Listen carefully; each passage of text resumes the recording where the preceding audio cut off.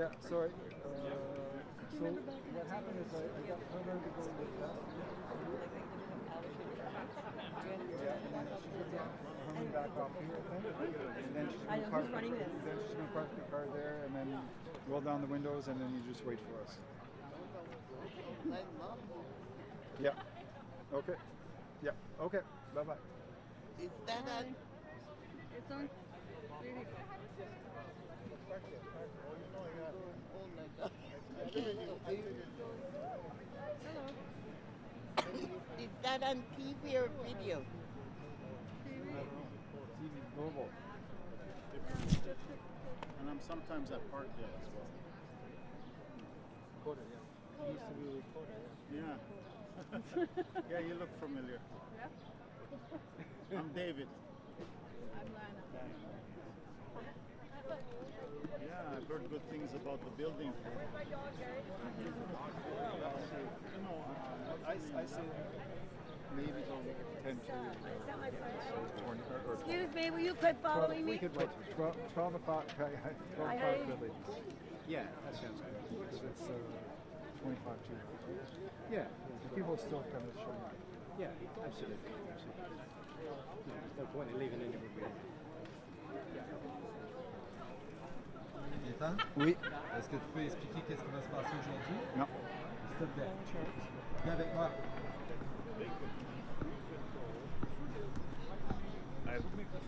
At least while the Sit. Watch it. Right? Okay. So, Yeah. Say in English. ah, voyons.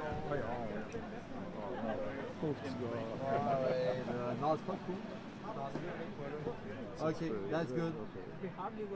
Okay, so, Gaëtan, Oui. say hello. Bonjour. Hi, everybody. Yeah. So, give me one second. This way a little bit, just a little at your right. That's it. So, Gaëtan, what is happening today? Well, we're gathering in Allen Gardens, and Allen Gardens for us has a lot of history. So it's a place where we've had many, where our demonstrations start, and then we go. And today is no different. We're gathering here around a housing action. We're marching to a piece of property called 214-230 Sherburne. It's a vacant lot. It's been vacant for 16 years now. And we've been fighting for social housing to be built on that property since at least 2013 and before, so over a decade. But what happened is in March of 2022, the owners of the property put the properties up for bid, for sale. The city agreed to put an offer on the property, but this developer, John Love, a guy called John Love, the CEO of Kingset Capital, decided that that his company would bid for the property, knowing very well, damn well, that the city had plans to build social housing on there. So they outbid the city. They paid $53 million for the property.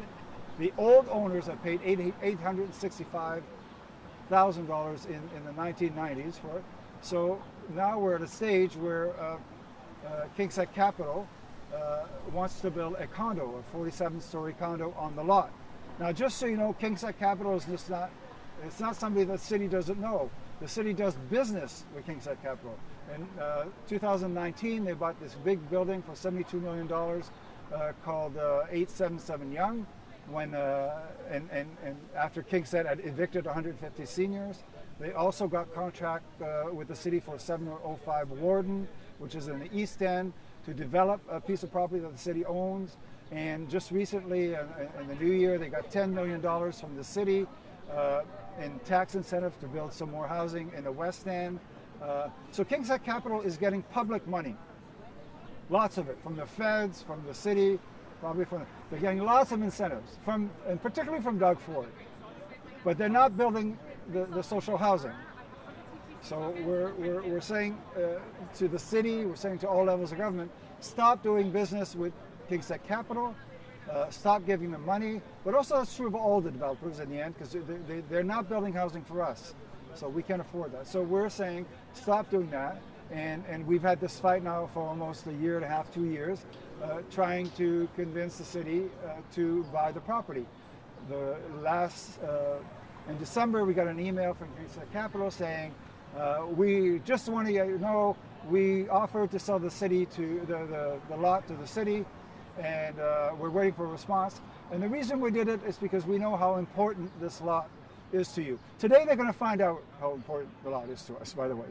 So we're marching on that lot. The city is saying, well, we don't want to pay what they pay for it because it's above market value. And we're saying, get your shit together, get your act together, and you can negotiate this. You work with each other, every week. You talk to each other, you make deals. The city passes applications that puts forward for other developments. So we're saying that get your act together. You know that should be social housing. And just so people know, we're in one of the oldest working class neighborhoods. This is the epicenter of the housing crisis. So this demo today is very, very important to remind the city and Kingset that we're not going to go away, and to tell them this is the line in the sand. We're not going to lose. We're not going to lose 214, 230 Sherbrooke. That they have to understand. But they're in for a fight, and if that's what they want, that's what they want. But they're quite capable of making a deal and make sure that there's social housing there. So that's what the fight is about. Nice, Nita. Thank Okay. you for the introduction. Sorry. Thanks. Yeah. You need to put stuff in the crate. You were holding me back. I was trying to get the stuff in there before you do that.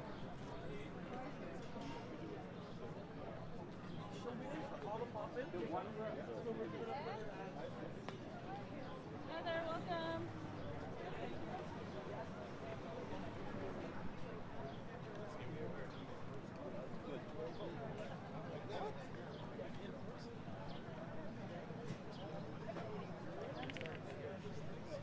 Tu veux en remettre pour sac à dos?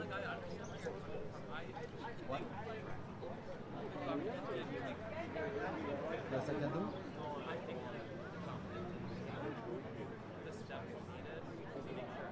Il est quelle heure, ça, gars?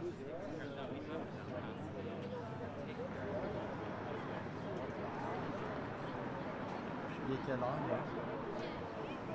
Je vais continuer.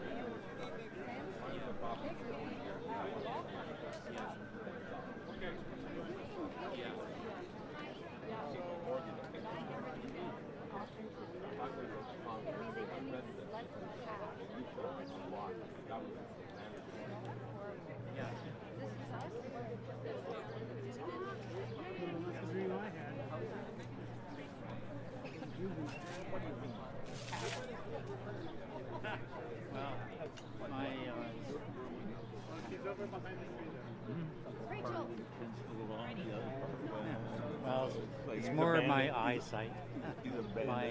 My pre-cataract eyesight.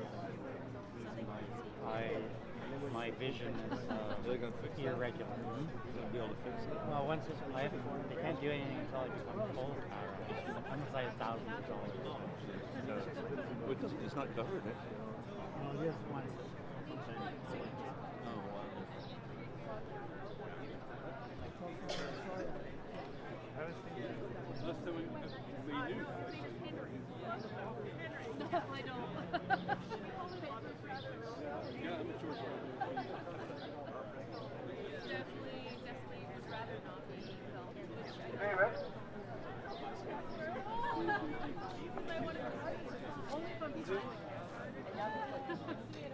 Folks, just really quickly, just to let people know a little bit what's going on, and then if anybody needs a ride, we have room for about 3 people. If they have problems walking, accessibility, so the van is just the gray van there. Okay. What's that? Okay, there's accessory voucher right there, so just contact her. Then, just to let people know, we're going to wait just a little bit. The plan is to wait till about 10 to 12 o'clock. Then we're going to march down to the property. Then when we get there, we're going to set up and we're going to feed people. We're going to have live music. So that's the plan. All the speakers will be over at that location. So there'll be speakers and then the live music. Hopefully the whole thing won't last more than a couple hours. We'll see how it goes. And then we'll go from there. So people okay with that? If you have any questions, there's some marshals around. You can ask the marshals. Okay, I don't even know what time it is.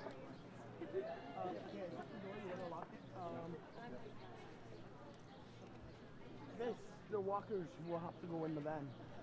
I can't. I'll try and put it in. So, Yeah. Put it on top. Yeah. I'll put it. Yeah. So Janice, when you're ready to go, just bring your walker. Go to the car somewhere. Bring your walker over here. Okay.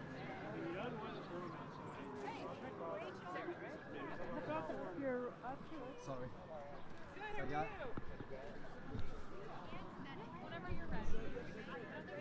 Also, folks, so really quick, sorry about that.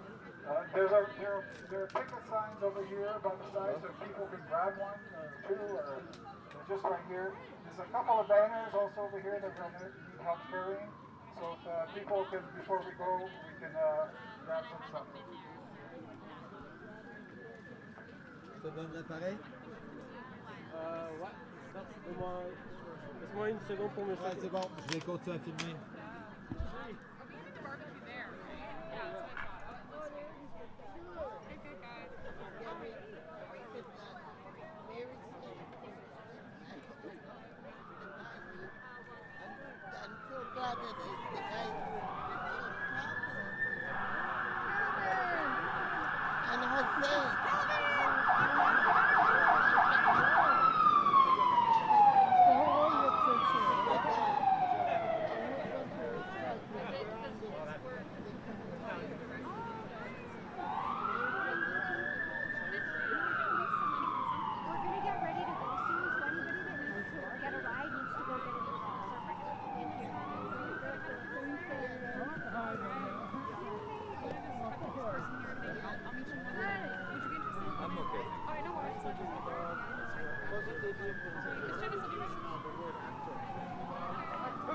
Tu vas être 5 ans quand t'es prêt.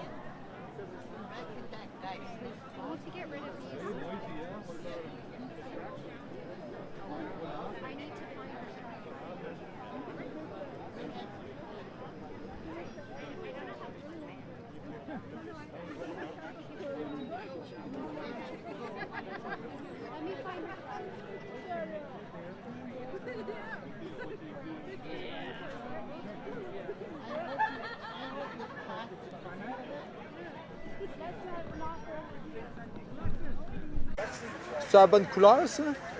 Ben, Pas sûr. Pas sûr à 100%. T'avais checké, je vais checker. C'est à mon tour. Tu peux filmer comme si c'était ouais, le cas. mais là, j'ai besoin de ton. Qu'est-ce que t'as besoin? Ton sel, là. Ah ouais, ok. C'est Tu sais vrai. que c'est encore live. Ok, c'est bon. Ben, à date, j'ai peut-être accroché de quoi, j'ai eu peur. Mais je pense que c'est bon. Ok, fait que donne-moi ton sel, je donne le mien, ok? Parfait. Tu sais comment c'est 3-1-4-1? Le Ah mot ouais, de passe. 3-1-4-1. Ton 3-1-4-1, 3-1-4-1. C'est bon. Là, tout le monde le sait. 31.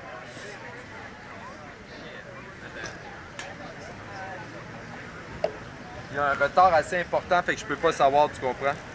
J'ai peut-être accroché, je pense pas là, mais... Et tu vas voir. Oh ouais. Oh non, c'est toi qui... c'est beau, on est en business, ça gagne. Je te vois. C'est toi qui manœuvre en ce moment, je te vois. Je te mets-tu ton sel sur toi ou je le garde? Ben, je le garde, tu je le garde. le gardes.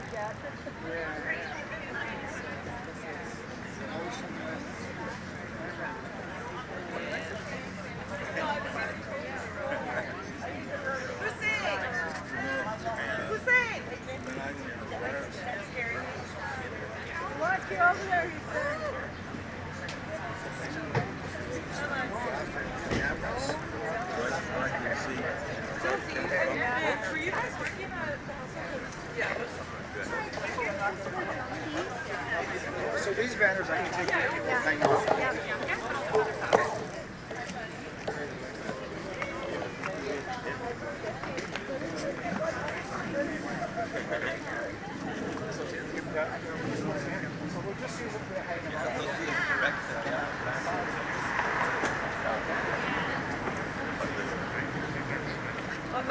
on the news right now.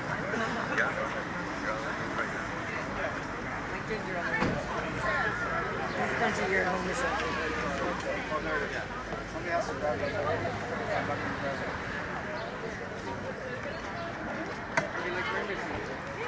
Yes.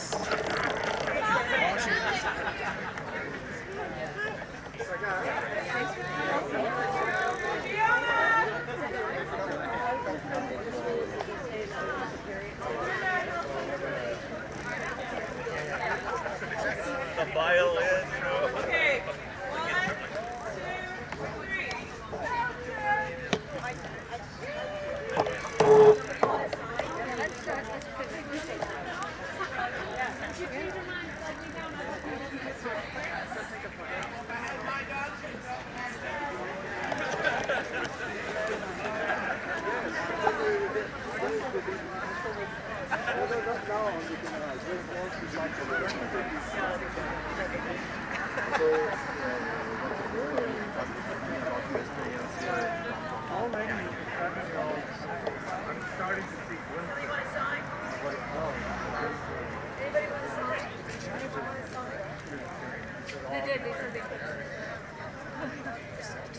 1, 2, 3. Yeah.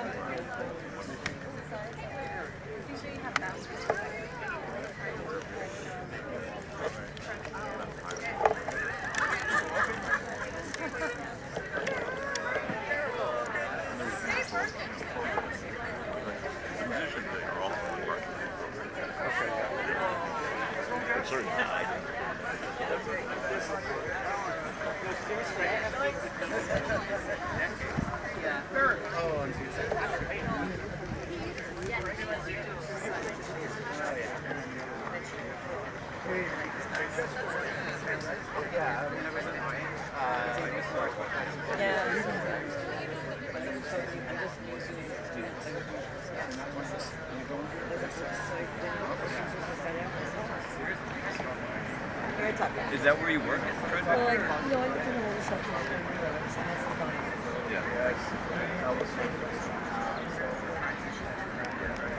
Yes, yes. A moratorium for 3 years. They're listening.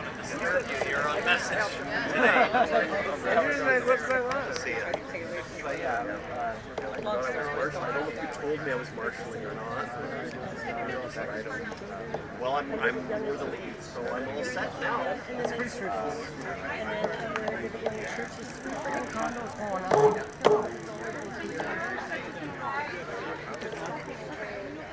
Are you here on your own or with some other folks? No, I'm doing. They have that lever now, but they don't rent.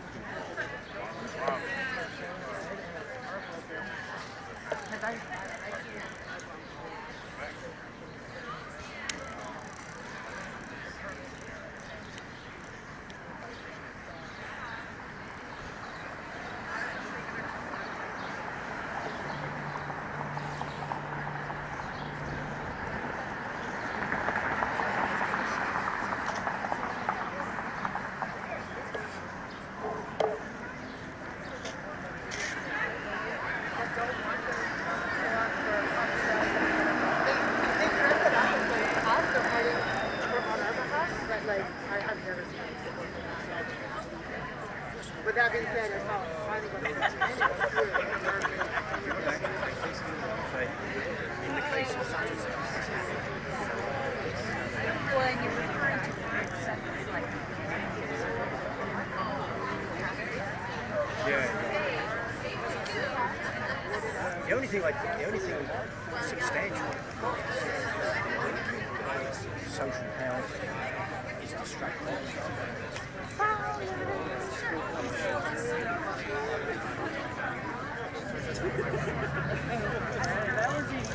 You're running a tree.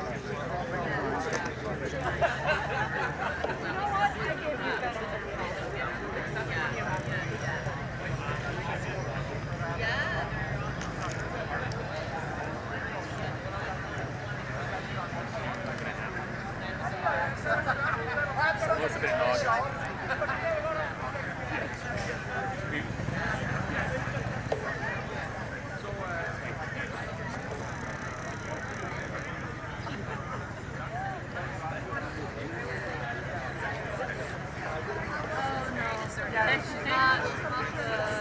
Not any of them. Okay, folks, just listen up for a second. I'm going to move the van up just to the corner, and then the banner is going to be behind the van, and I want people to line up behind the banner over the next little bit. So I'm going to just move the van right now, and then we'll get things going. Are you guys coming in the march? You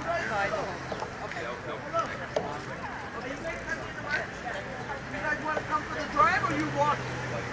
I can put those in the van and you come in the car.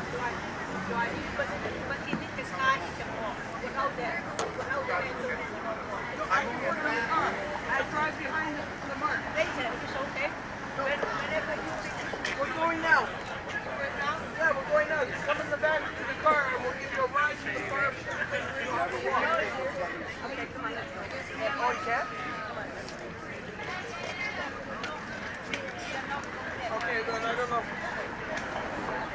Okay, guys, so. Okay, hold on.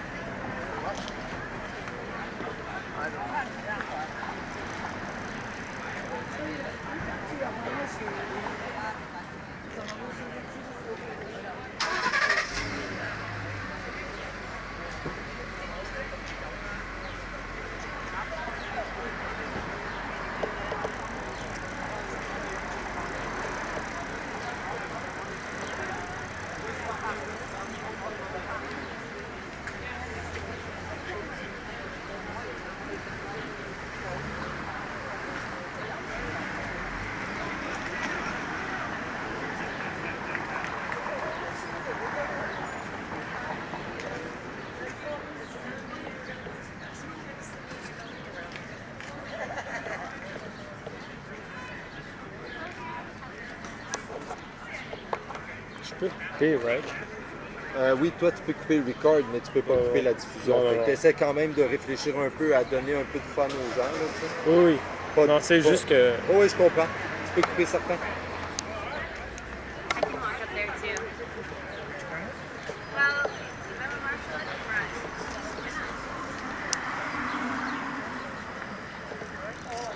There's nothing to line up on the street. Line up on the street.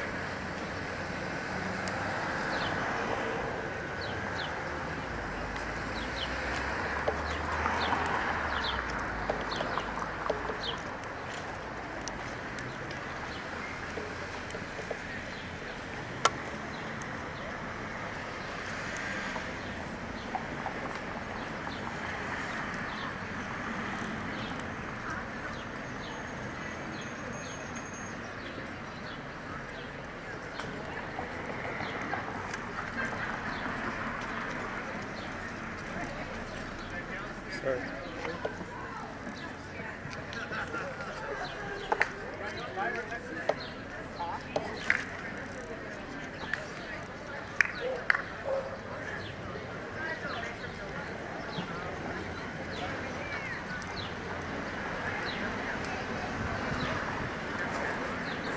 Wonderful, that's great.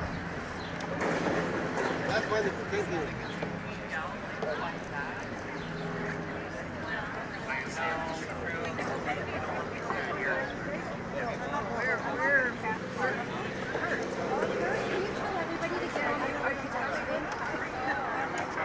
Hey folks, come join us on the road because we are leaving. Woo! So I'm going to say, what do you want? What do we want? And you're going to say, social housing. Where do we want it? 230 Sherburne. When do we want it? Now. When do we want it? Now. When do we want it? Now. What do we want? Social housing. Where do we want it? Also other places. When do we want it? Now. What do we want? Social housing. Where do we want it? When do we want it? Now. Woo. I am. We should be.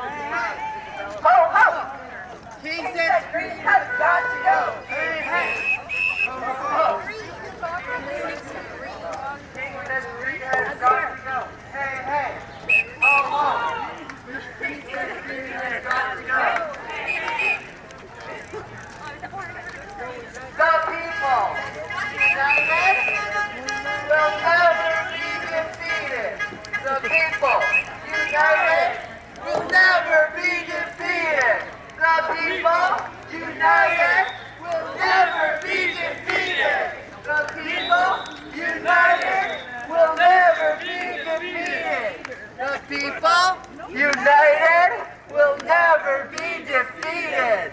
Hey, hey, ho, ho. King says green has got to go. Hey, hey, hey, hey, ho, ho, ho, ho. King says green has got to go. What do we want? Social housing. Where do we want it? Now. That was where? Where do we want it? 230 Sherburne. Where do we want it? Now.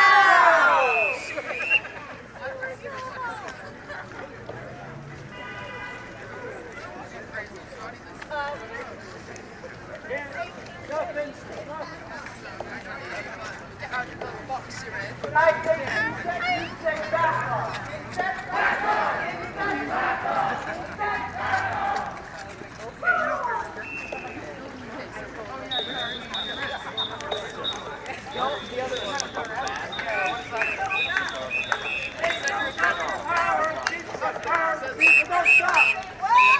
Ain't no stopping the power of the people, because the power of the people don't stop. Say what?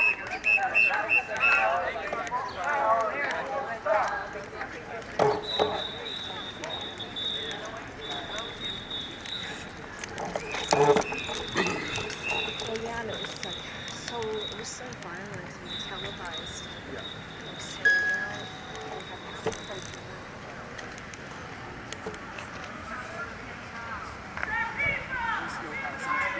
We'll never be defeated. People united will never be defeated. People united will never be defeated. People united will never be defeated.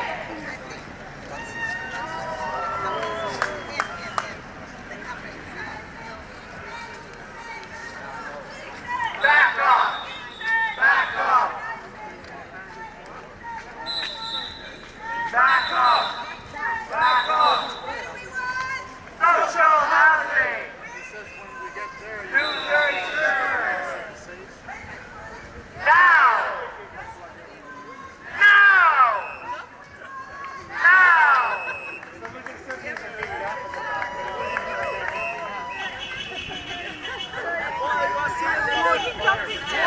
Before they are business. Come on, you walk in.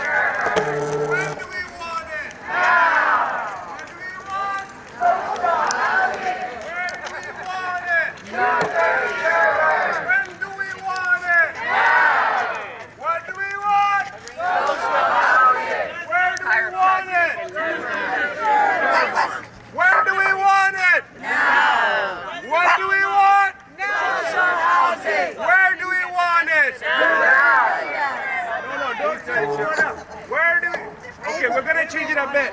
What do we want? Social housing. When do we want it? Now. What do we want? Social housing. When do we want it? Now. What do we want? Social housing. When do we want it? Now. What do we want? Social housing. When do we want it? Now. What do we want? Social housing. When do we want it? Now. What do we want? Social housing. When do we want it? Now. What do we want? Social housing. When do we want it? Now. What do we want? Social housing. When do we want it? Now. Hey, I was homeless when I first met you. Me and Adrian in the 90s. Now. What do we want? Social housing. When do we want it? Now. What do we want? Social housing. When do we want it? Now. What do we want? Social housing. When do we want it?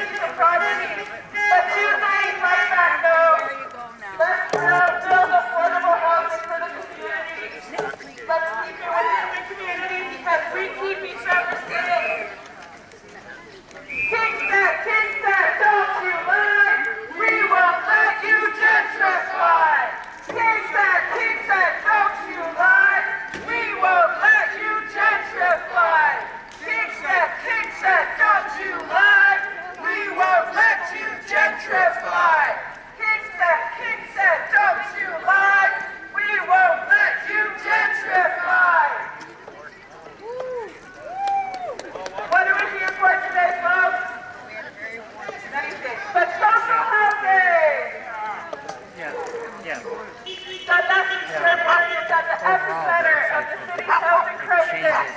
But after more than 15 years, this property remains vacant while people suffer on the streets. You're having to continue to come together to fight against the freedom of king-set condos and against the police. It's like housing now. Housing now. Make some noise, folks. We're here for our social housing at 230 Sherwood.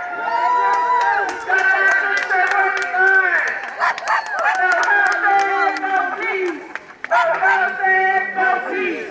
No housing, no peace. No housing, no peace. Social housing. King said, don't you lie. We won't let you gentrify. King said, don't you lie. We won't let you gentrify. King said, don't you lie. We won't let you gentrify.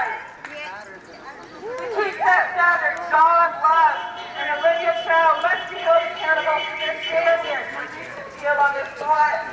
Who are you filming for? Uh-huh. Who are you filming for? It's a documentary. Oh, is it for the group or Yes. for yourself? Group. 230 Fight Back?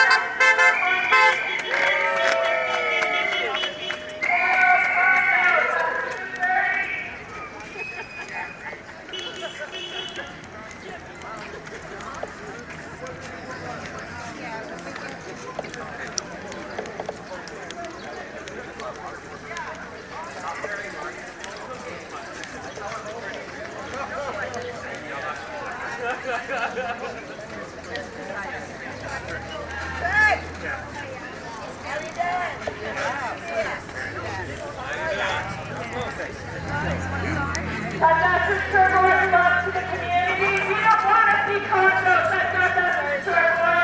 We want affordable housing for the community. Make some noise for your No housing, no peace. You okay? No housing, no peace. No housing, no peace. No housing, no peace. No housing, no peace. Hey, no housing, no peace. No housing, no peace.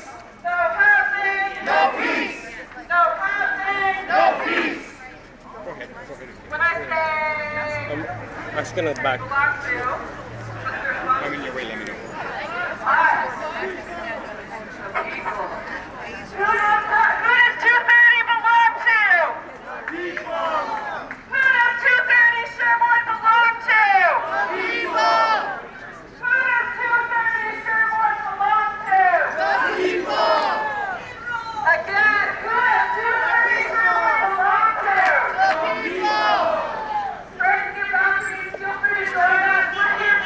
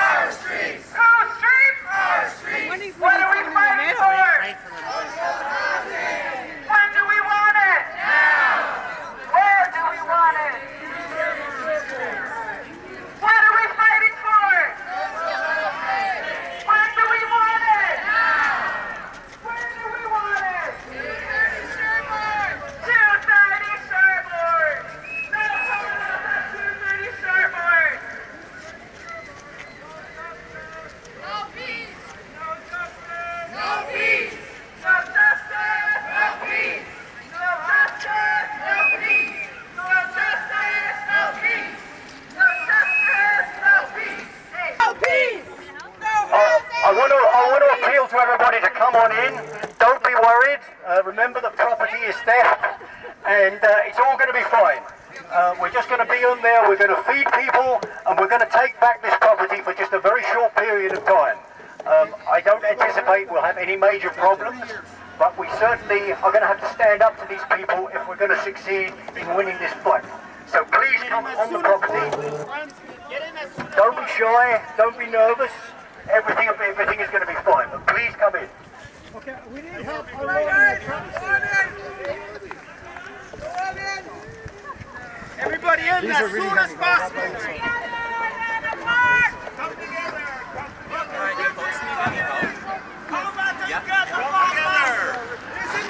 Come together. Fuck, all right. You want the food now? Yeah, we're going to set up the food right now, yeah? So, when you bring the food over? We need some people, a couple people to come and grab the food. You didn't tell them where to go. Listen, where do you want them? At the back or the back? By the tree. The sound system's going to go by the house.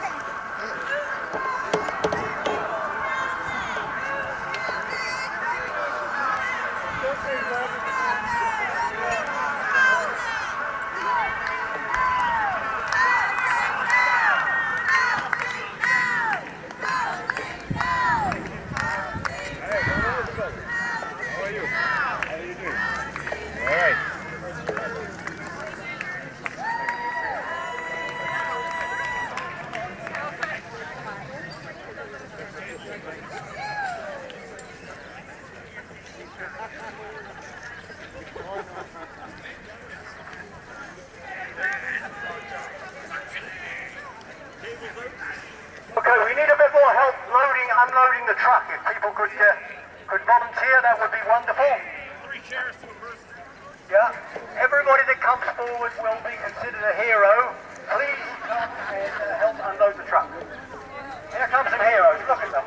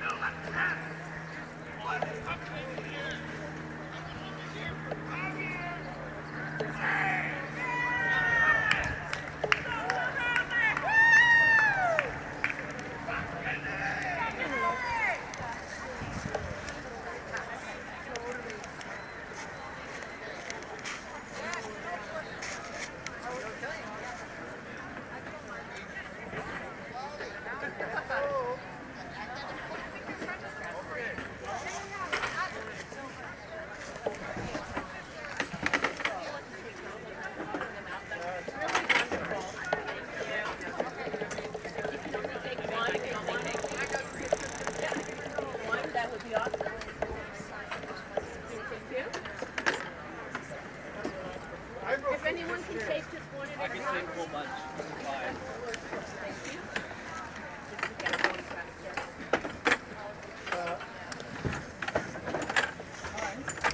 This is put on the ground. So just can you put them on the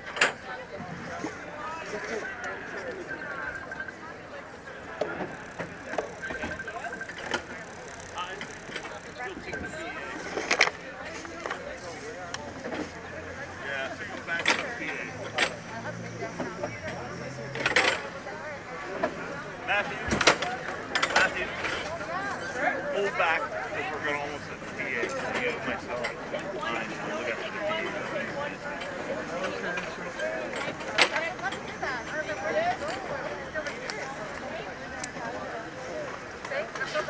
Hold back. Cables are right there. The PA is coming around.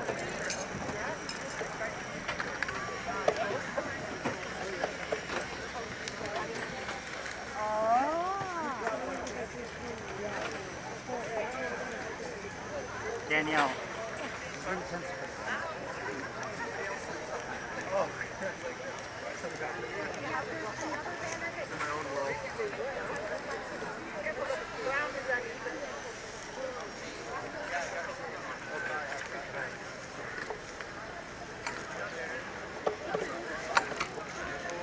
Careful, the ground is uneven where you are.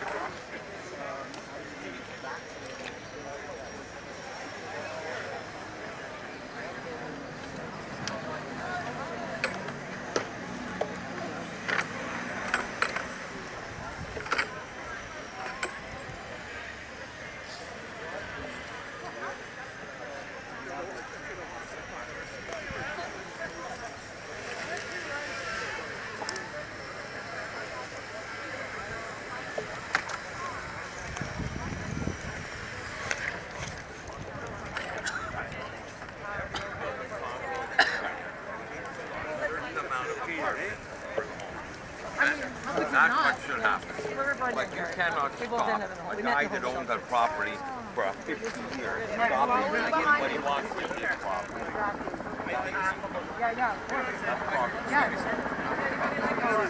But you can block. Okay, Gary.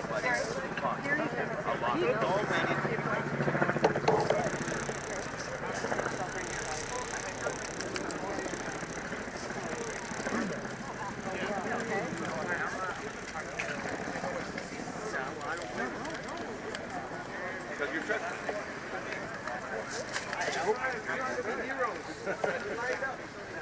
Hey, Ton.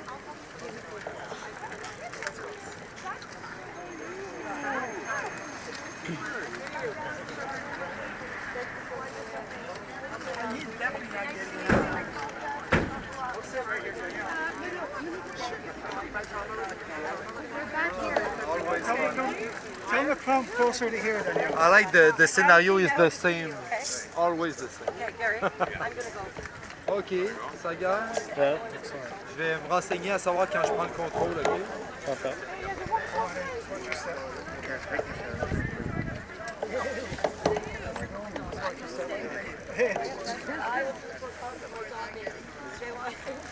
Really invade the target zone. I seen the police. That they wanted to stop. Should go inside. Yeah, I don't think they said you can't eat half of lunch. They do lunch. Ouais. Tu penses que la discussion va bien? Oui. Oui? Je crois. Ben, Ah ouais, c'est rouge, c'est bon signe. C'était ça la dernière fois. Ouais. Nice to meet you again. Huh? You too, brother. Nice seeing you It's a again, pleasure. man. I'm sure we'll meet sometimes for you invited me at some meeting, you know. Of course. And this is in my hand. Of course. Yeah. So I don't forgive you. I come back a lot of time to Toronto, and I'm sure we'll find a way to do some politics together. Thank you. No, my pleasure. My pleasure, my friend.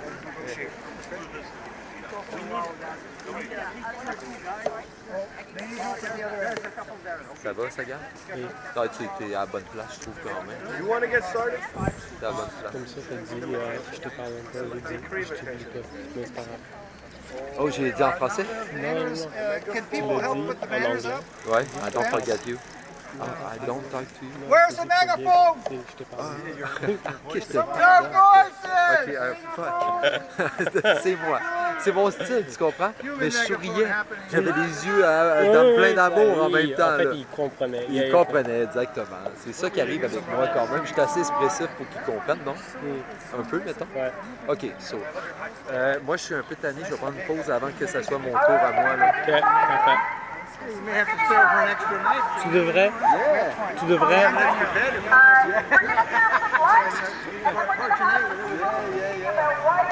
Tu devrais avoir un NPF préparé juste pour être sûr que tu fais le reste de la diffusion. Je sais pas, tu comprends? Un quoi? NPF. NPF? Ouais. Un film? Non, le batterie. Oh yes! I'm full. I'm okay. I'm okay. Non, mais sur ça. Ah, sur ça? OK, je le prépare. Parce que j'aurais aimé ça, pas le fermer. On est à combien de volts? 7.9. C'est pas si pire encore. Oui. Je pense que c'est 7.4 le problème. Mais je vais en sortir. Je vais en mettre dans ma poche. Okay? Exact. For the period that we have it. This is the people's space. Come on in and own that space. Tu prends le contrôle maintenant? Il va y avoir des Danielle, Peter find you? Peter is looking for you. I need a couple people to help. Gaëtan, can I put something in the truck? Yeah. Yeah, I can. OK, fait que je garde une batterie puis je mets mon sac avec toutes les ressources dans le truck. Je reste ici, ça veut dire.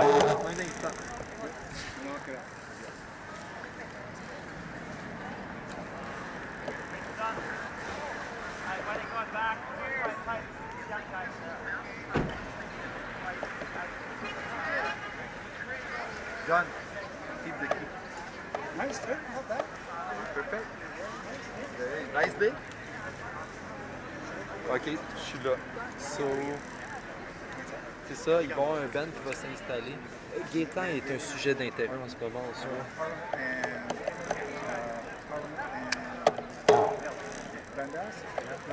J'aime sa position, si tu la regardes de face en passant, ça gagne.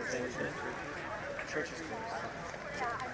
Yeah, no, I know it was going to be a I think we should announce that just in case people want to know.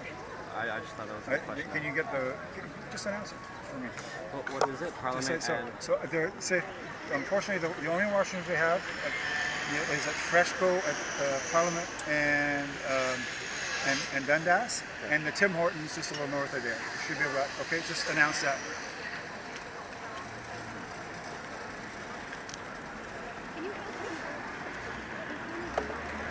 David!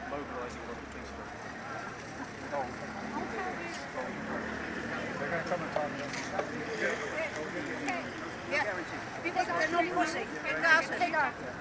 Sorry. This is. You're just gonna maybe do see what the walkers are gonna come. Can you bring the food outside the gate? Yeah. Yeah, they're just unwrapped. Alright, let's head on over. Sorry folks, we're just gonna pass somebody through here. So we thank you so much. Je suis parti dans l'enregistrement, j'ai le son de Gaétan en passant. Si jamais tu veux faire du direct, là, Ok, puis je c'est vais bon. rester collé sur lui. Là. Yeah, well make sure you bring your plate, my friend. Oh, sorry. Sorry. Ah, so heavy. Okay. So, your car's locked, the food's there, they look like they're getting ready. Okay.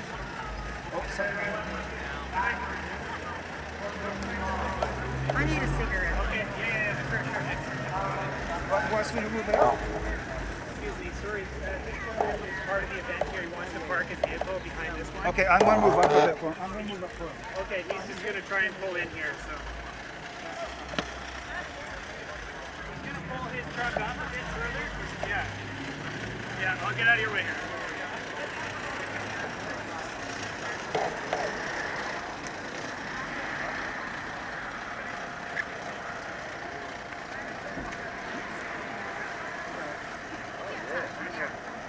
Check, hey, t'as vu ce que je vois? Quoi? Il y a un gars qui a réussi à monter là. Où? Là, regarde, quelqu'un est en train de photographier du building, c'est intéressant. Ben, pas de stress là, j'ai juste vu ça.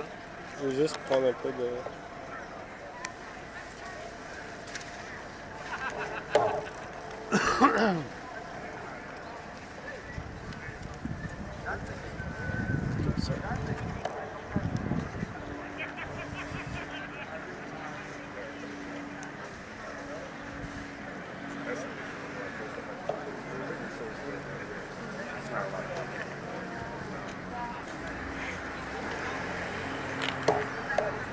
Not in urban. We have like me, Dan Silver, maybe Tyler John. Who's that? Open it. I'm trying to put it there. So, yeah, hopefully in the next few years we'll do more.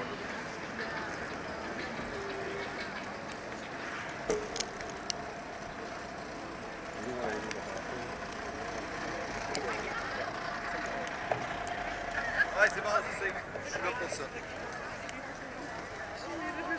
I was telling Cheryl that you get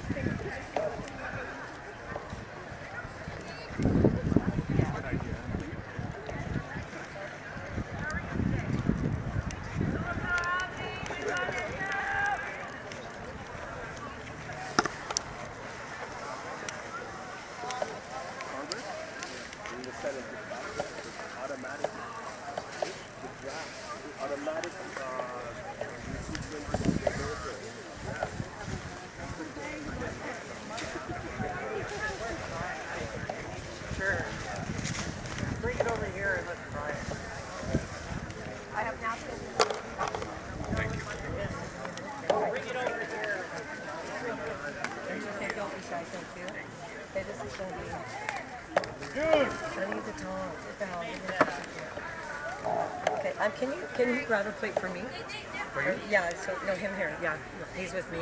But I don't want that much, not right now. The next person here. Okay, that's cool. I'm not cool. One moment, sir. How are you today? Good. Yeah, that's enough.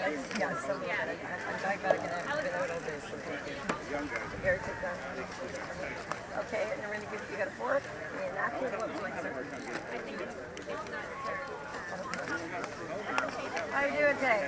Just has peanuts in it. And that's not good. That's okay. This thing happens. It says peanuts. You got it?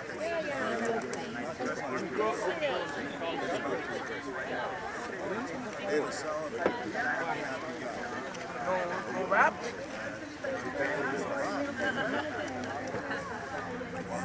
Well done. I'll do the right thing. Thank you. Small amount. At 10 to 11. At the housing business? At the home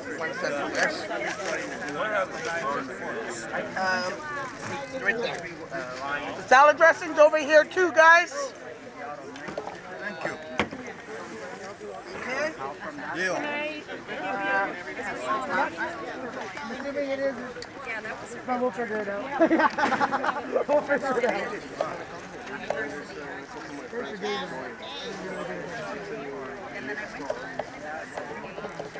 Picking up a plate for somebody. No, not for the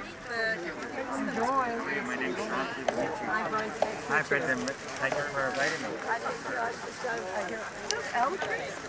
I don't know what it is, but it looks like elm. That's good firewood though.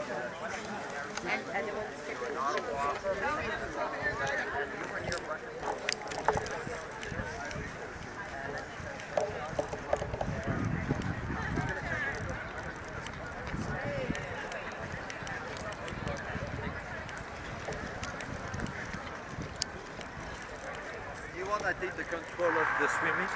Ouais, Maybe it's the time because you say you don't know what doing exactly. puis- I can go there just to focus on the stage and Yeah, I'll we take will a wait. Just 5-minute break. Okay, 5 minutes. I want Oh to no, take no, more of that because I take the swimming and the speeches is the speech is the first thing. Okay. So I will do the job for maybe a half hour. Okay. So I'm good. Yeah, all right. I can do also speech wide. Oh yeah, some shot of the speech, Yeah. please. Yes. Sure, please. Want to take the streaming? But take your break, you know. Okay. So you come here. Yeah. You want to remove this for you? Yeah. Let's go right Yeah. now.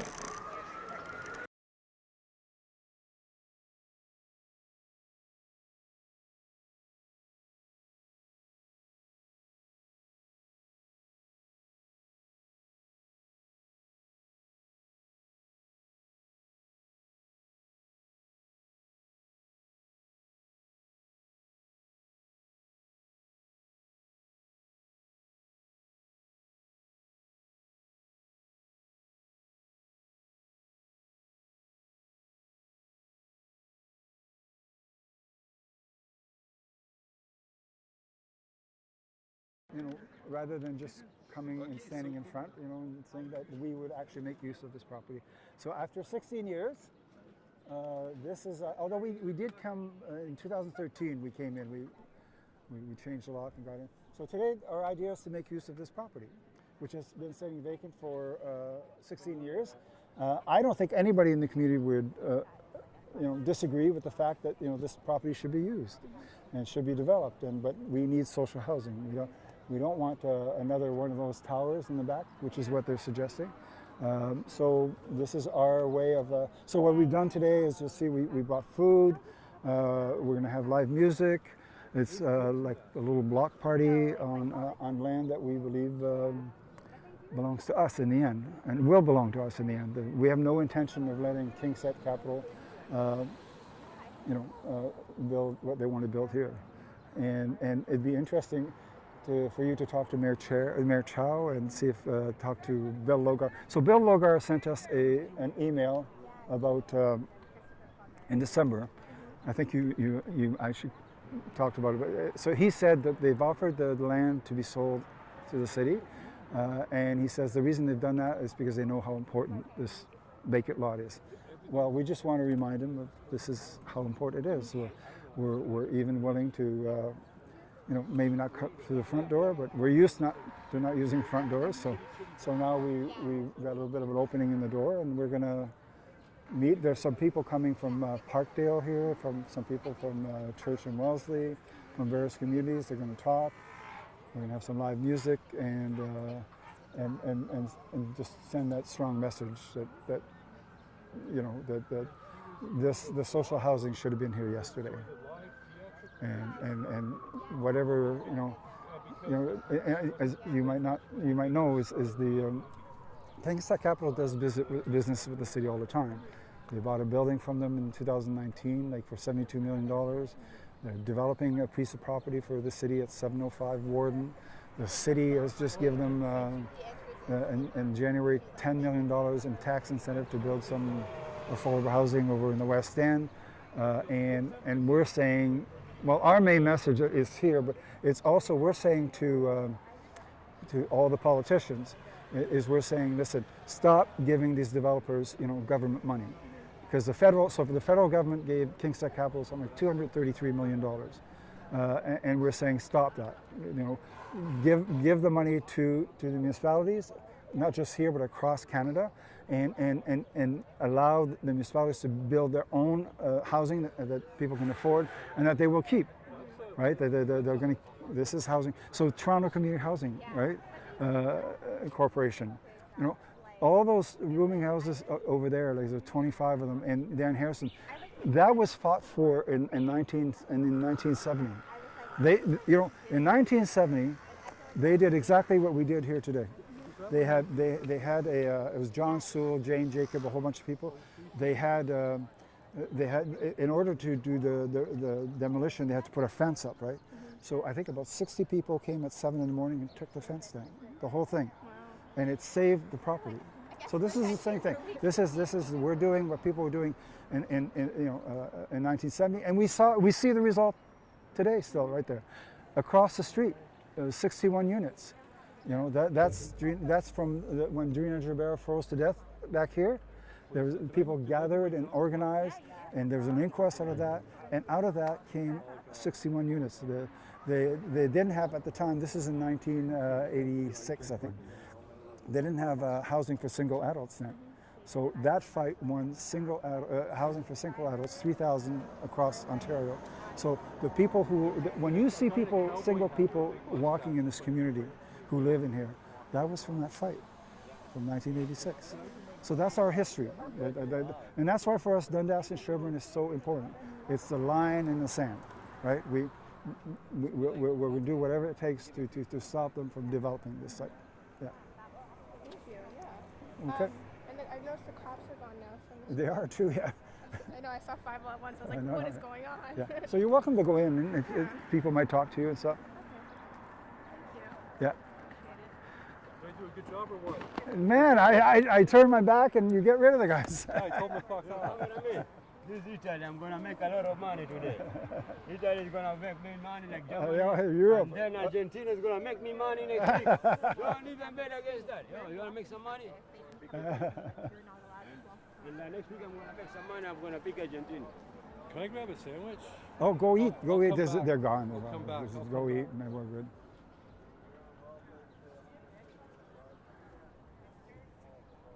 C'est beau. It's nice.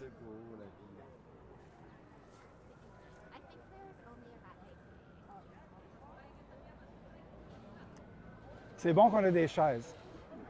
C'est bon que vous aviez tout pensé à tout. Très bon. Comme d'hab.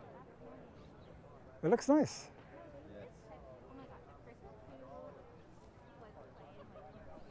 It's always been OCAP. It's not always big, but always spirited. Yeah, right? the spirit is the... The spirit is very, very Get the fuck out of the way, yeah. How you doing? You gonna have something to eat? We have tons of food, man. I hope we don't Tons. have to wait all day for it. No, it's ready. Look, it's cool. it's How'd you manage to get inside the fence? Oh, I know. Somehow this fucking fence came down. I don't know. Oh, they have a permit, though? What's that? They have a permit?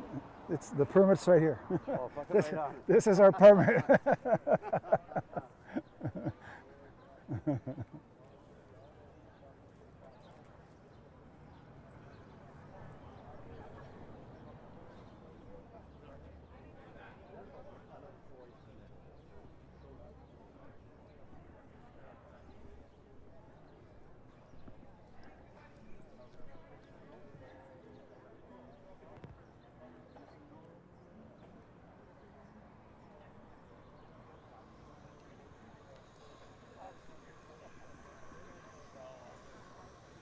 Peter?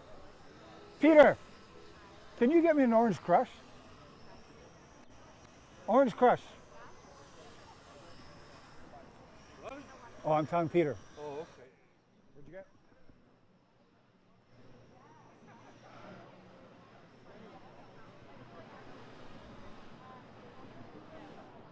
There's music over there. It's crucial.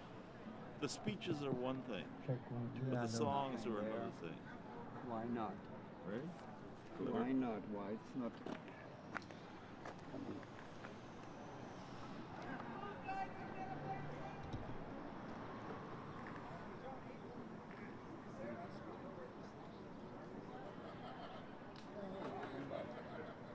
Not there, not there, not there, not there.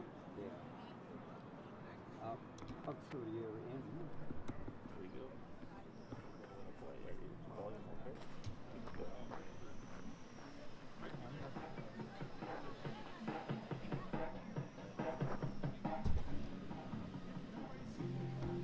Sometimes the snow starts shining,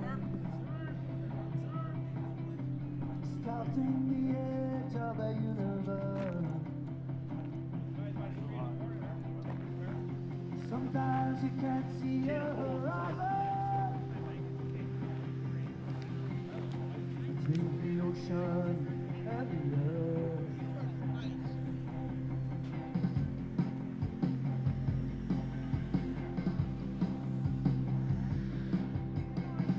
Sorry, my friend.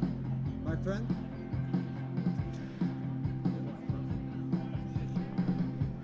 Just when you were thinking about slinking down, I'm gonna pull you up. I'm gonna pull you up. I remind you of that scene. This burning our gasoline. I remind you of that scene. We were arms aloft and have a team. I remind you of that scene. Never in miracles dream.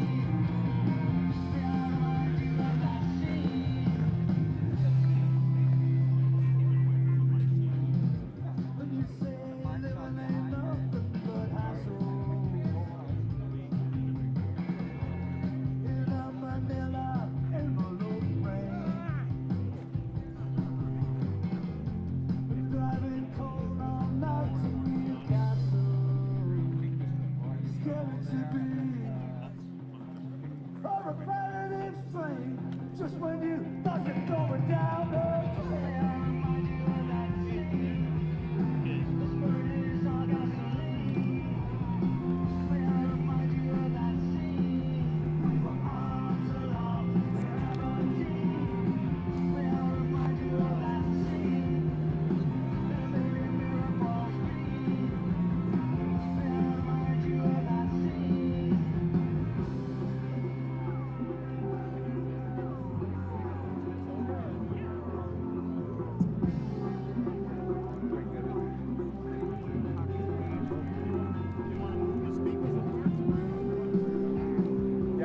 The king set capital bought it. We want to build a 47-story tower like that.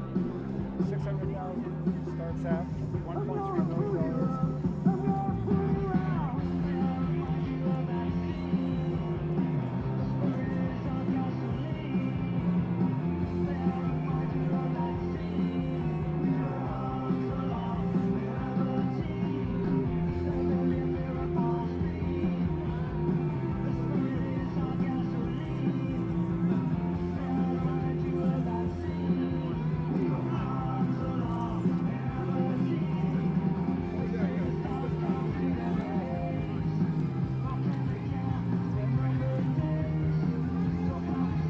Sorry, man. I'm just gonna. You want to come on this side? Stay where you are on this side, though. It's too rocky there, and I don't want anybody to break their ankles. Do you want a chair if I can find one for you? Okay, I'll go get you one in a second. Bob, can you get that chair for this woman here, right there? Yeah, I'm just gonna rope this off because it's a little. Yes, in the back. Just ask them, they should have it there. Yeah.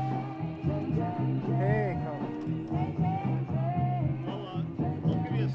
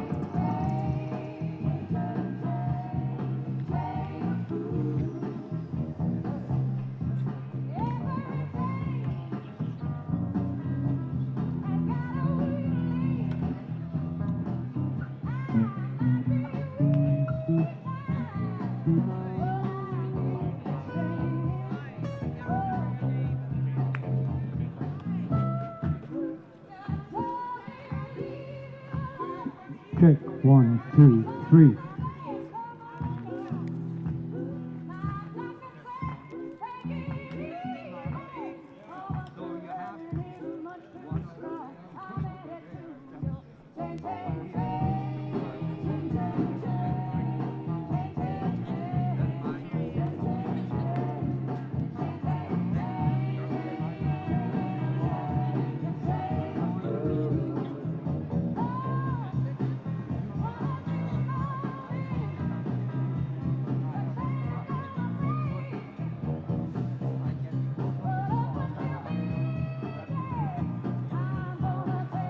Lots of time. No music till after the speakers.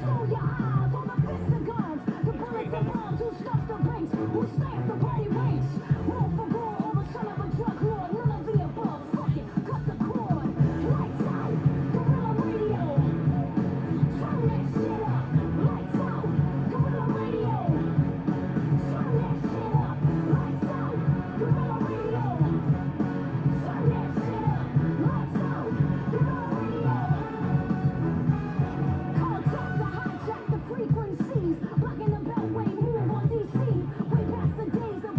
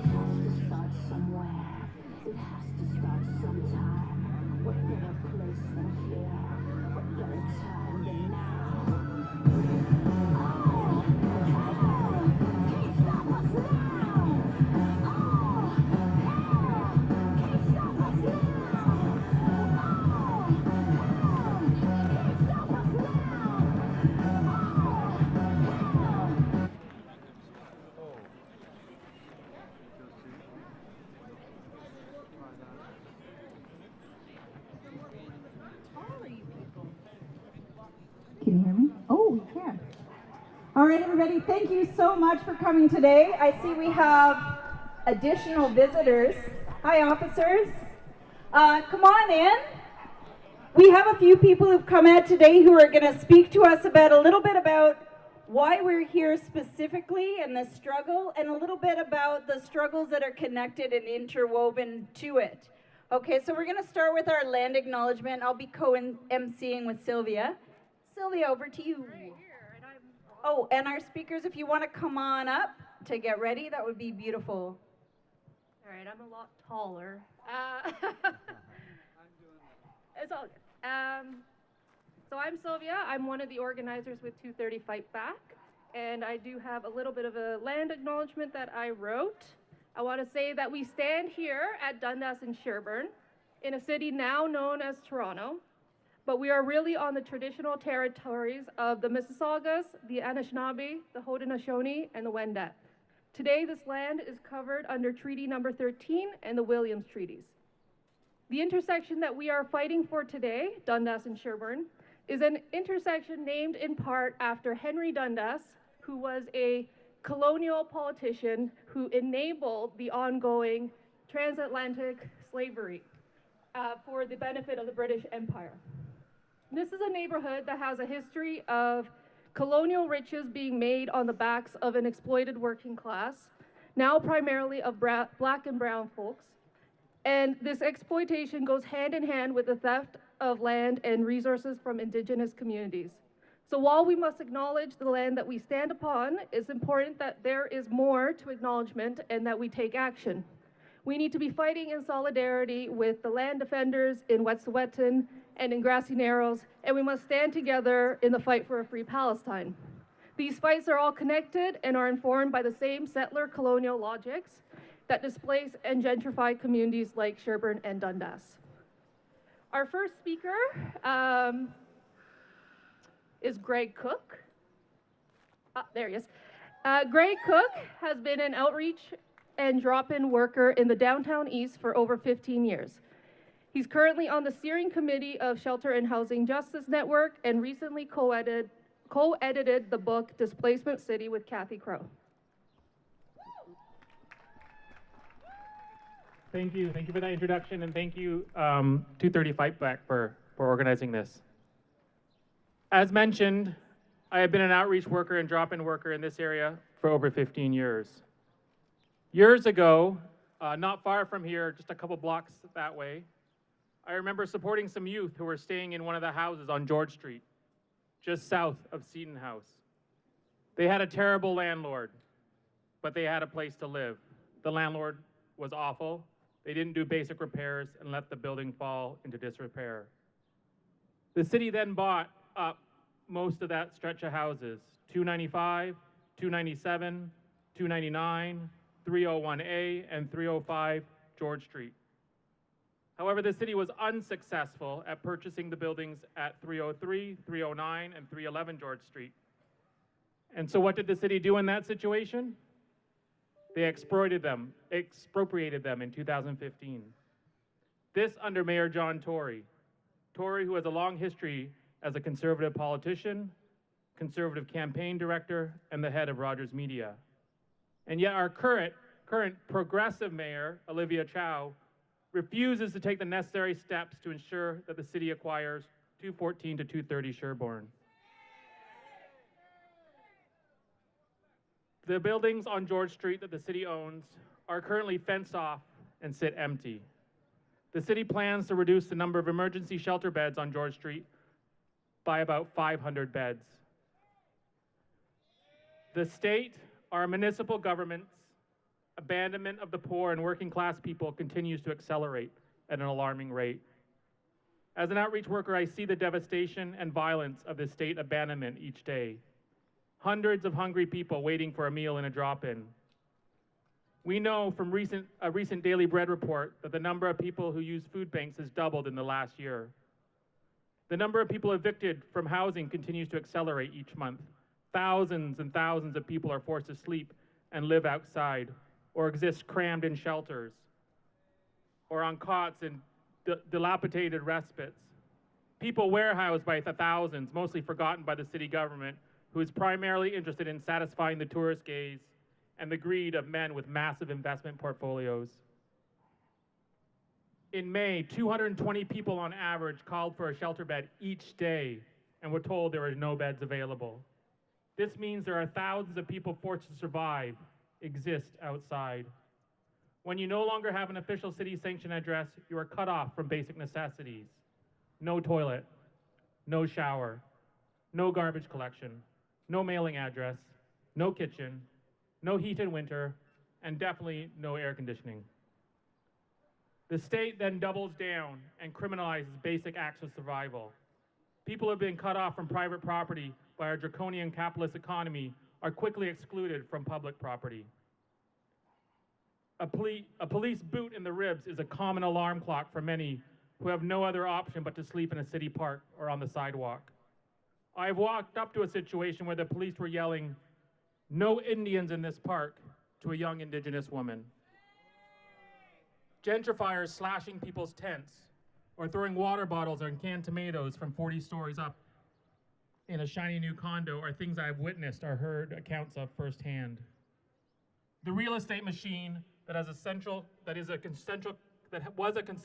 component of colonization 100, 200 years ago continues to grind on, displacing Indigenous people from their land again and again and again. The growing ranks of police and private security are the foot soldiers tasked with physically removing poor and racialized people from their neighborhoods and networks of care. In an effort to accelerate these acts of mass displacement, I am seeing the police and even Toronto Public Health escalate the war on drugs. As the number of wealthy landowners moving into downtown neighborhoods continues to increase, so do the 311 calls and the efforts to shut down basic services. I am seeing a proliferation of police throwing young men to the ground and charging them with carrying a gram here, a gram there. Let's be real. This war on drugs is really a war on poor working class neighborhoods. It is a war on people who are already down, or who are already ground down by racist, exploitative economic system. The number of people abandoned by the state continues to grow. 100 years ago, there were about 5,000 shelter beds in Toronto. There is now almost 10,000. The number of unhoused people in Toronto has more than doubled in that time. Instead of doubling down on its effort to build social housing and increase tenant protections, all three levels of government had doubled down on building a more powerful infrastructure of displacement. More police, more publicly funded private security, more parks ambassadors, more fenced-off parks, more bus stops removed, and benches removed. More prisons. The consequences that this violence has on people I work with every day is profound. In 2013, according to city stats, 16 people died while staying in the shelter system. 10 years later, in 2023, that number was 91. The increase in number of deaths is both a mind fuck and also soul crushing. According to city stats, if you're unhoused, your life expectancy is 50. 30 years less than the general public. If you're a woman or trans, your life expectancy is even lower.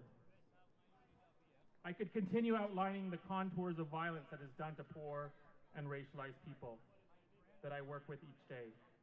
However, I'd like to pivot and talk a little bit about the courageous acts of survival, mutual care, and resistance that I see people do each day. These acts are brave, deeply beautiful, and life-giving. The sharing of limited amounts of food, the warning about a potential police beatdown, the care given when someone is sick or in pain.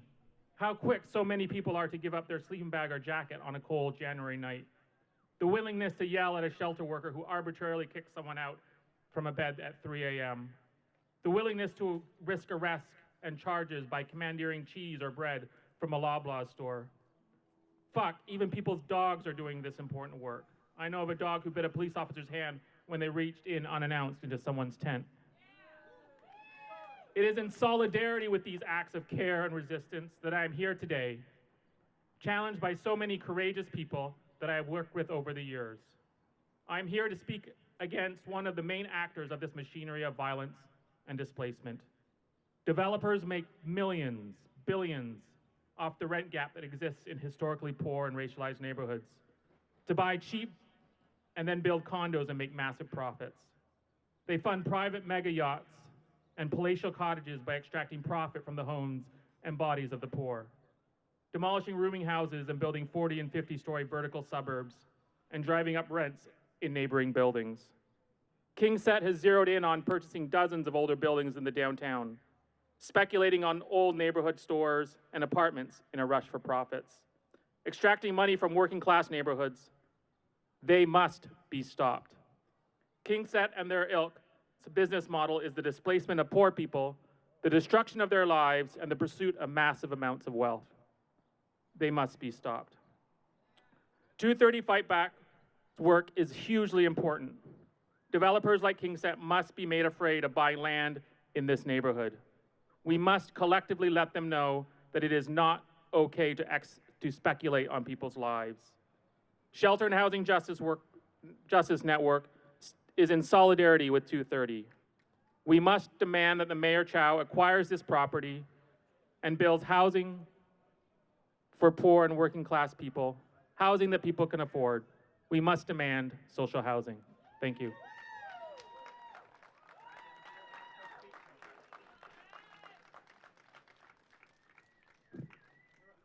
All right, our next speaker is Richard Saint-Pierre. Richard says we should introduce him as an old friend, which is accurate. You might recognize him even though he's coming in all the way from Montreal because he's been supporting these kinds of actions for, I won't say how many decades because he might get mad at me. Richard has been central to anti-poverty organizing throughout Quebec and beyond for the last many, many years. Welcome, Richard. Bonjour, camarades et amis, comrades and friends. Such a beautiful day, such a nice crowd, such an important cause, and such an essential struggle. Bravo to you, bravo. About, to my memory, sometime in the autumn of 1990, in a small pub in the Hull, Ottawa region, 3 unemployed workers committee from different neighborhoods in Montreal met a delegation from a group we didn't know called OCAP. Okay? And our first meetings were about how to fight cuts in unemployment and all the rest of the train of compressions, an attack against working people that we knew were coming, and we were not wrong. Actually, we might have been too optimistic because the train of cuts and repression against us has been ongoing onslaught. I think that meeting started us off, both cities, gas pedal to the floor, I think you say. Because 1 week later, I was walking the streets of Detroit City with auto workers, black auto workers in Detroit, with a man right there. You know him as John. So, that's our start here. It's an indication of how we see the struggle, and struggle is needed, okay? I'm here to talk a little bit about housing conditions in Quebec. They are not as dire, I think the English word is, as in Toronto. But they're following the same goddamn trend of injustice and poverty. Just to give you statistics from 5 industrial towns across Quebec. If we are to believe, I think, the professional liars of Statistics Canada, shame on them, they say that last year, prices rose across Canada 3.9%. That's what they say. We know that working people, our expenses are food, electricity, heating, transport, and yeah, housing, that's the big one, okay?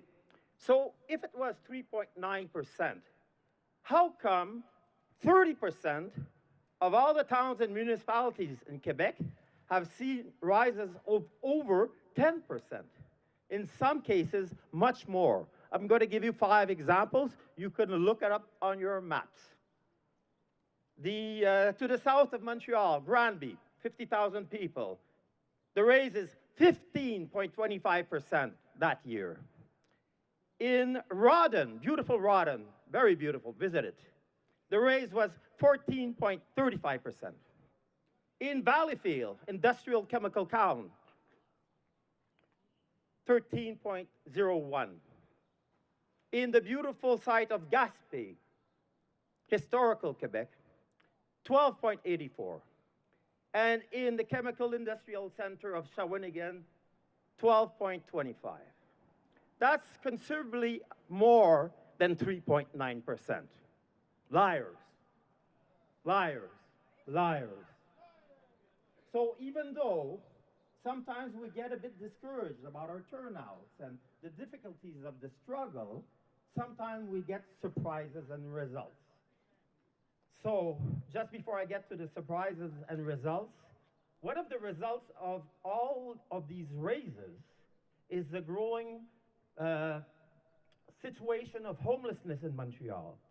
There is such a crisis right now of homelessness in Montreal that the Montreal police has declared a special status, security risk status, to 8 downtown subway stations, from the center, the cultural center subway of Place des Arts, through the East End downtown, then through the 3 subway stations of my neighborhood of South Central, Centre-Sud Montreal, and way up to the East End, because of the number of homeless that are trying to cram in to find places to sleep.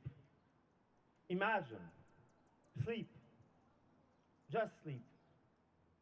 So, but one of the results of that is a more positive one, because now the government thinks that they're not repressing us enough, so they're pushing in a new law on housing. So one of the 2 federations we thought was the smallest one, the regroupment of housing committees and tenants association, put out a call last summer for a march. They were expecting 500, 1,000, yes, 500, 1,000, 10,000 people showed up. This autumn, in my neighborhood at Metro Papineau, a small youth group called The Flip called for a demonstration. Nobody knew them. 1,500 people showed up. So the fight back is growing. It's growing in Toronto, it's growing in Montreal, it's going in Seattle, it's going in Berlin, of all places. Maybe the biggest struggle right now is in Berlin. It's a worldwide struggle, and the only way to fight it is beyond frontiers, not just city by city. And that's the reason of my presence here with a few other people from Montreal. So thank you for your struggle. Thank you from the bottom of my heart. Merci, okay? So I think the only way to finish this is, you know, for a long time, bourgeois democracy was represented by the slogan, equality, liberty, fraternity, okay? This is a joke. We have to fight for another form of liberty, equality, fraternity, because there is none of those 3 words when people are hungry and dying on the streets. Congratulations, comrades and friends. Keep on the struggle, and we'll keep coming back. Thank you. This far from This far, okay. I know, it will pick you up. So our next speaker is Jeff Hayworth, who is a tenant organizer and housing advocate with No Dem Evictions, a member of QP Local 1281 as well. Thanks. I think you have to go a little bit up. There we go. And stay around this far away, and we'll pick you up. No problem. Perfect. Hello, everyone. Thank you for coming out today. Great to see everybody. Welcome, brothers, sisters, comrades. It's always great to be at one of these. I come from No Dem Eviction. We're tenants who are fighting the profit-driven mass evictions that are going on thanks to the level of development here in Toronto. It's not just Toronto. As you said, Montreal, Vancouver, this is a global phenomenon. Redevelopment is a huge part of how capitalism sinks its capital into the ground and gets profits out of people like us. Part of what I do, just sort of for fun, is I like to take pictures of development signs like the one that's across the street there. There's a lot of them around. I have quite the collection now. That one there says that they're going to build 2 towers, both of which are over 45 stories tall, for a combined 800 some odd residences that will be condos. That's 800 extra units right over there. And they do this knowing that the condos are not going to sell.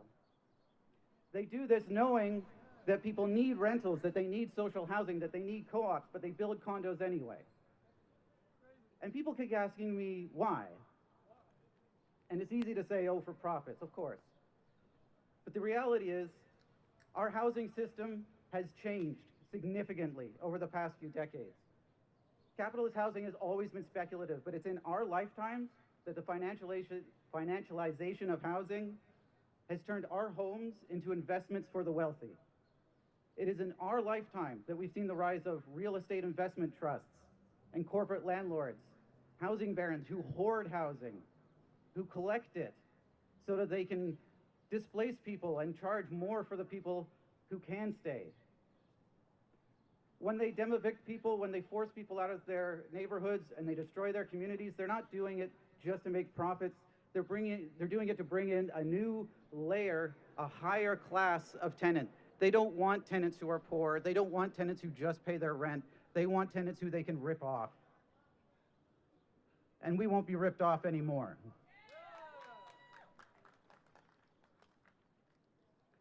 Earlier this week, I was at City Hall.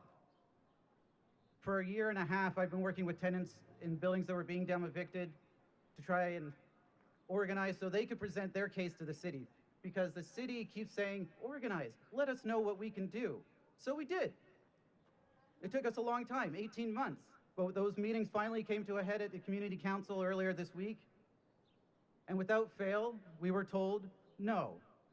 We were told, you can't have any of the things that you want. Nothing to help even the basic needs of tenants. Even the city councilors who keep giving us the big thumbs up and the toothy smile and saying, we're getting the best deal ever, they know that they're lying. They know that they're doing the bare minimum just to facilitate these developments because it's more important to keep that going than it is to protect the tenants in this city. So, how do we fight back? We start with places like here. We start with events like this. We start by saying the hypocrisy of the modern housing movement needs to end.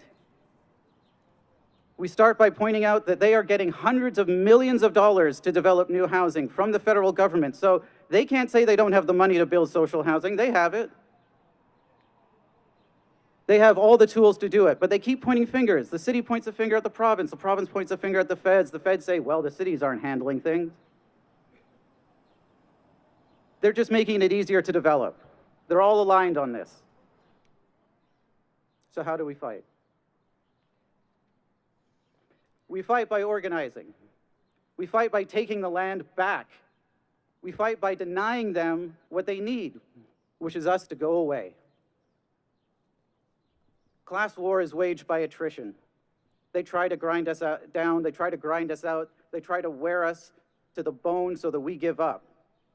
But we are not giving up, are we?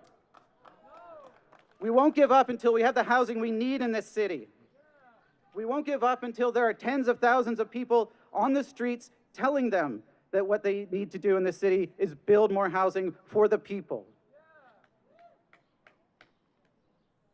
Because development has been handed over to the capitalists, it's been handed over to the corporations.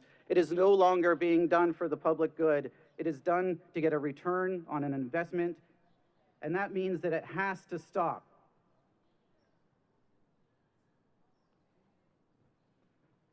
The wave of development that's happening right now, What you see before you, these empty spaces where people could be living, that is our future. Unless we decide otherwise. If the community comes together, if the community decides that what we want to develop is more important than what the corporations want to develop, we can tell the city, we can tell the province, no more. This isn't about voting. This isn't about convincing anybody. It's putting our demands out there, putting our feet on the ground, putting our hands on the signs, and going downtown to tell them what we need, to demand what we need in this city.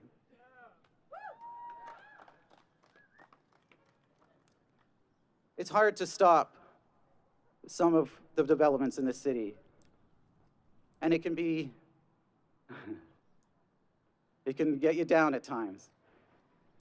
But know that every victory we have sets us up for another victory in the future. And there's a notion that Canada is retreating from the housing sector, that the government's just like doesn't want to be involved. But what they're really doing is handing it over to the corporations. And when the government's no longer involved, that means the people have to step up. That means that the people have to come together and make sure that the development is run the way it's supposed to, for the people, by the people, and of the people. Thank you.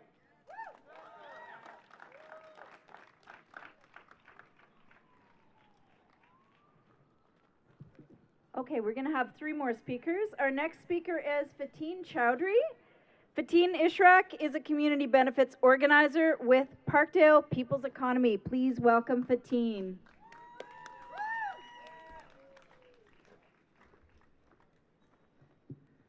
Hi everyone, my name is Fatin Ishraq. Amar naam Fatin Ishraq, and I'm speaking here as an organizing member with the Parkdale Housing Justice Network and community benefits organizer with Parkdale People's Economy. I moved to Parkdale during the height of the pandemic, and it's been alarming to witness and work alongside neighbors who are experiencing rapid gentrification and violent displacement every day. Rent is soaring, people are being evicted by their landlords. I have friends on social assistance who are seeking GoFundMe and other ways to get money to pay their bills. And no meaningful solutions are being secured to guarantee social housing, rent geared to income housing, or deeply affordable housing. We must fight to keep Parkdale deeply affordable. And we don't need another Dollarama, which is, those of you who live in Parkdale, I'm on Jameson. Around the corner, there's another 4th Dollarama opening up, which to me is the most bizarre of circumstances. It is an acknowledgement that people are struggling to pay their bills, that people are using Dollarama to buy essential needs and services. So they're acknowledging that while also slowly pushing us out and pushing out tenants who have made Parkdale what it is today. Many of you who are here today. And I also had the privilege of coming with a group of us together. And it was wonderful to hear, your stories of Parkdale and also your story of Allen Gardens and the connections that you're making between our struggles, which is the reason why we're here. We're here because KingSett Capital is also planning luxury condo developments in Parkdale, where we need social housing. We're being proposed with 21-story luxury condos, which no one can afford. Just on May 22nd, City Council actually voted against this proposal, following our community showing up and making it clear that we oppose this development. So hands off to all of us. We secured over 900 signatures, we did deputations, we organized, and we will continue to do so. We're here together today in solidarity with those for whom Dundas and Sherbourne are home, and are also fighting against displacement. In our shared struggle with 230 Fight Back, we are committed to fighting for housing for all. In both meetings that KingSett Capital had back in August and in March, they neglected to reflect the lived realities of the Parkdale community. Even though we have submitted to them a community benefits framework and proposed ideas for how they can bring affordable housing to our neighborhood, they have failed to consult us and they have failed to follow through.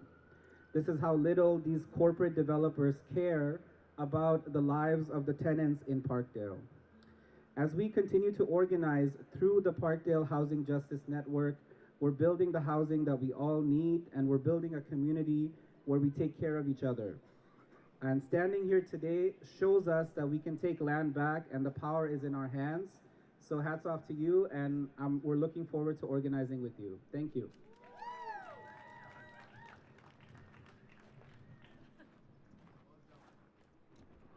All right.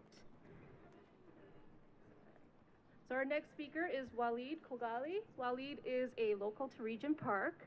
He's a well-known affordable housing advocate, the elected resident co-chair of both the Community Benefits Oversight Working Group and the Regent Social Development Plan. Thank you.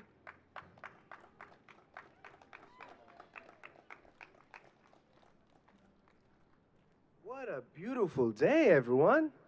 What a beautiful day to reclaim our public spaces, right? I'm going to start off with a chant, because we're going to end off on this chant. And the chant goes like this. All of us or none of us? All of us or? All of us or? All of us or? So I had some prepared remarks that I could share with you, or I could speak more from the heart. Yes? Okay, I'm going to ignore my remarks. I'm going to speak from the heart. So I love my community, and I know you all love our communities. And what we're going through now, my friends, is a critical juncture in the history of the delivery of affordable housing in our city. 230 Fight Back is at the forefront of that important struggle. And I'm going to talk about something that's really important, which is the definition of affordable housing. Okay? So, we as a community came together and said affordable housing should be based on income. It should not be based on market. And you all understand why, right?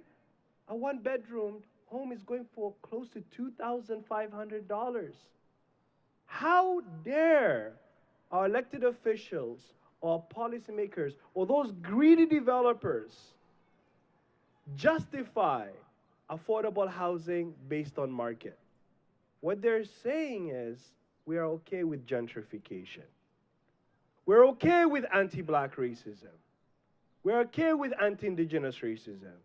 Because when you shift to a definition of affordable housing that is based on market, you are displacing our neighbors.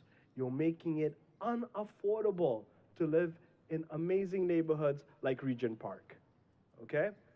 So, January of this year, this is after City Council approved a rezoning application to build 13 condos on Oak Street. I actually live on Oak Street right now.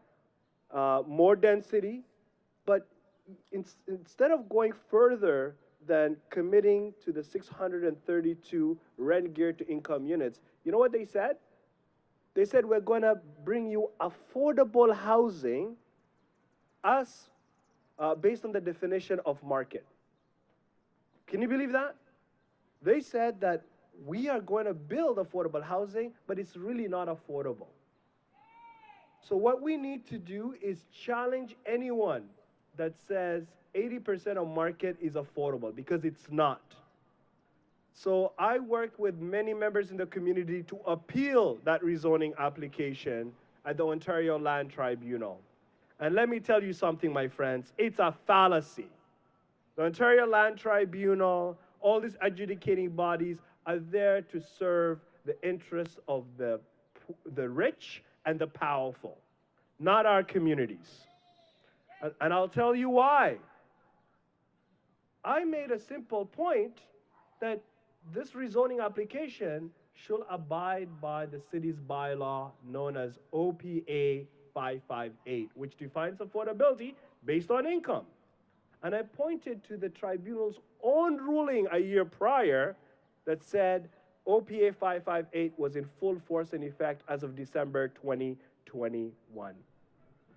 They had basically no reasons to not hear this appeal. but they chose to dismiss it. They chose to reject their own opinion the year prior. And now their friend, Doug Ford, passed a new law. This law is known as Bill 185. And Bill 185 is a dangerous law. It prevents you, it prevents me, it prevents the residents of Toronto and community organizations from appealing rezoning applications, meaning they are trying to take the tools away from us to advocate for deeply affordable housing, for affordable housing that's based on income. Is that democratic? This government, this provincial government led by Doug Ford, is controlled by these greedy developers. We all know it. They try to encroach the green belt. And now with this new law, they're going to continue with their irresponsible developments across our communities that is not centered on people, but it's centered on profit because they're more interested in greed than in helping our communities. And I want you to know that, okay? And now I have some comments for our mayor and city council, including Chris Moyes, our current councillor. I will never forget when our councillor Chris Moyes and our mayor allowed for this rezoning application to pass. They had the responsibility, basic responsibility, to insist that the city's bylaw be implemented, OPA 558, but they failed to do so. So my question to the mayor and my question to Councillor Moyes is, why are you not standing by the communities that you claim to serve? Why are you not taking action now by ensuring that every unit that is deemed affordable is based on income, not based on market? So I want to ask for your help. I want to ask for all your help. Support organizations like 235 Back. Donate, volunteer, get involved in your neighborhood association. Start speaking out against irresponsible development. And most importantly, help us restore faith in our community's ability to ensure that we have a much more livable community, much more livable neighborhoods, and most importantly, that we implement that declaration that, you know, we like to call housing being a basic human right. It's not about words, it's about action. Let's work together to ensure that no elected official in the city of Toronto will ever stand with developers, for-profit developers, to gentrify our communities, to displace us from our neighborhoods, and most importantly, make our city a city just for the rich. We can stop that, and that starts today. Thank you so much. So it's all of us or? All of us or? Okay, I hope you liked my speech from the heart and all my prepared remarks, and thank you so much.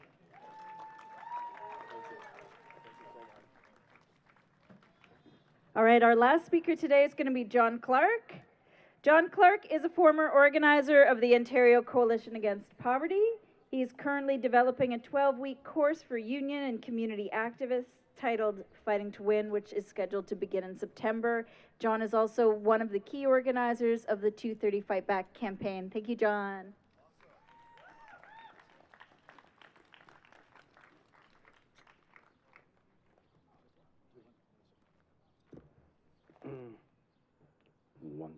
Just a second. So, thank you very, very much.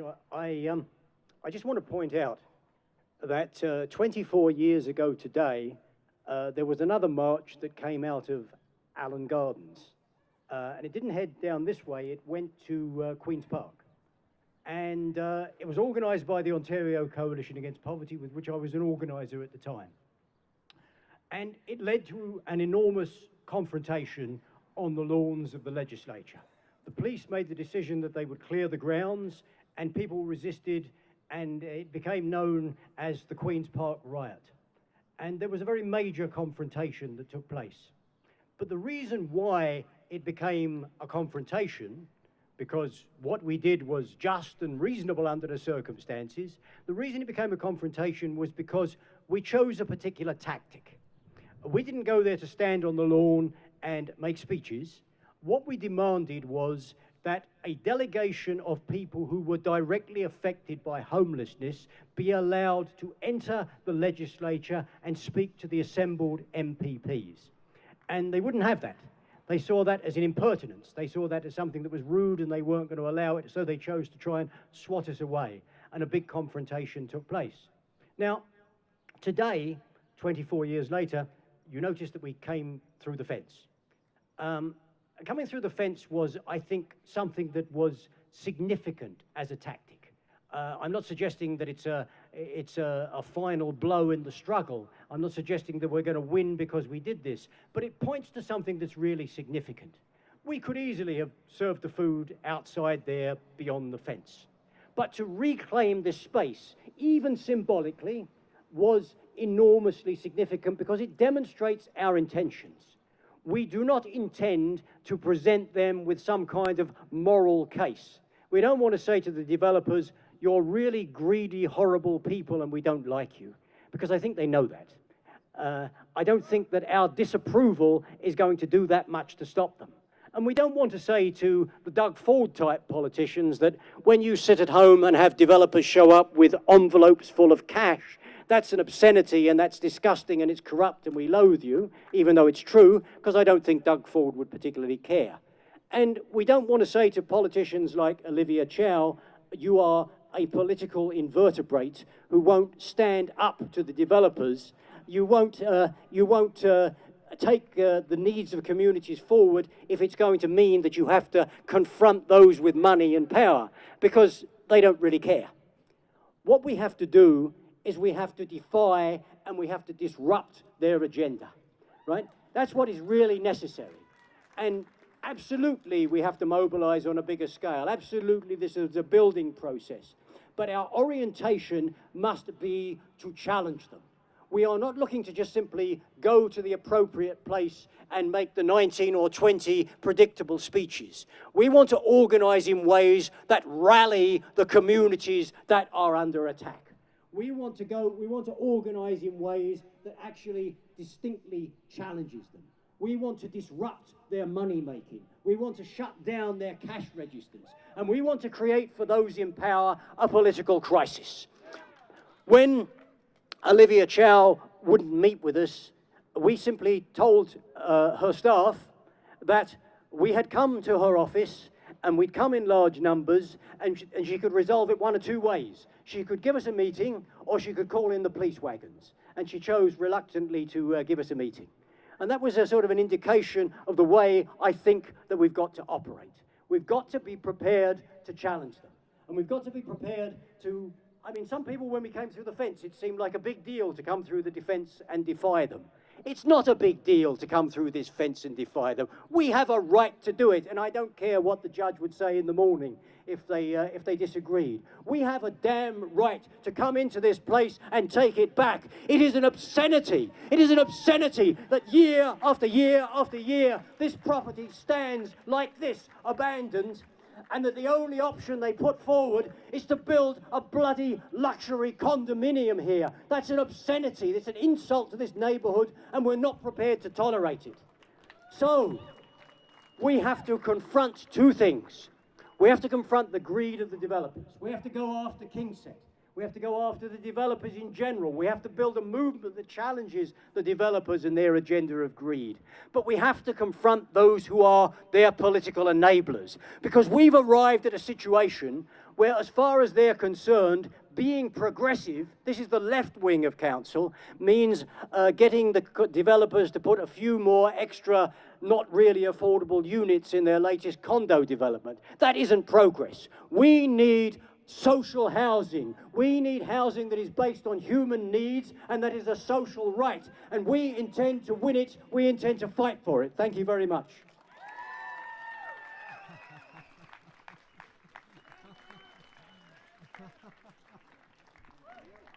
Bravo! Okay, everybody, thank you so much for joining us today. We're going to have some people come up and play some music. And I asked Bob Rose, how should I introduce you guys? And he said, well, you'd say it better than me, but he said, we're coming here from Park, and Park is about community. And when you lose your housing, that's about not just a loss of housing, it's about being displaced from community. So Park and folks from Park and doing music and sharing that with us, that's also about building this community and taking this space. Thank you for coming. Yeah, it's so great to see all you here today. I've always considered the East End to be our sister community because we both had a supply of affordable housing, immigrants, psychiatric survivors, people working in precarious jobs, lived in both of these communities. Well, we're fighting in the West End, and we are determined to preserve a diverse community,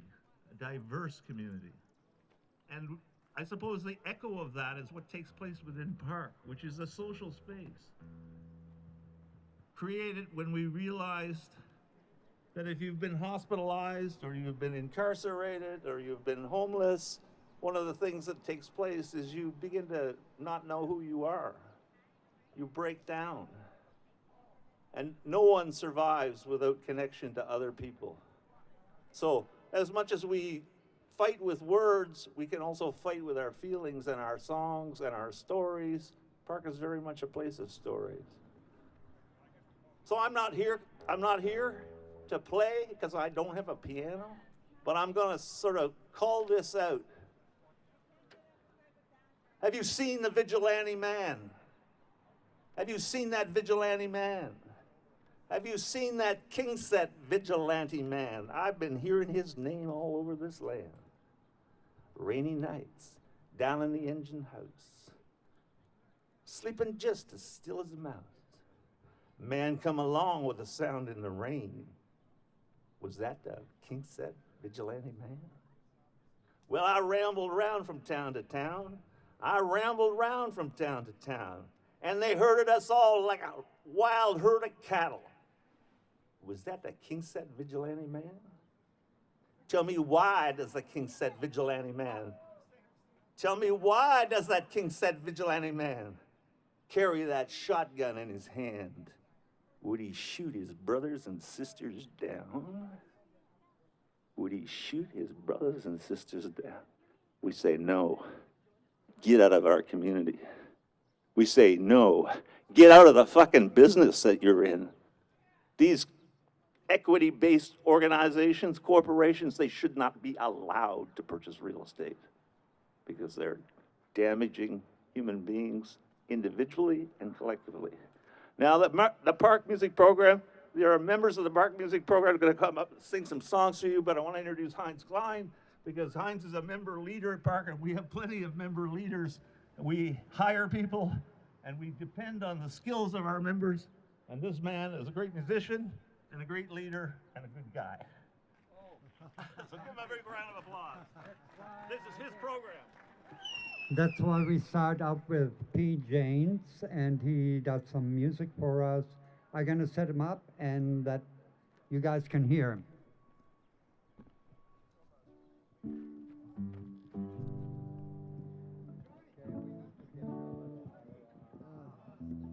Hello. How's everybody doing? Did you have something nice to eat? Wasn't that nice? Yeah, there we go. Wasn't that nice? Big round of applause for people who brought that food. It was just so delicious. It's amazing. Got a mixture of sun and cloud here, which is nice. The attitude is friendly. It's nice. We're here from Parkdale, so you all know Parkdale. Hey, look at this. Nice. So this is a song about friends, I suppose.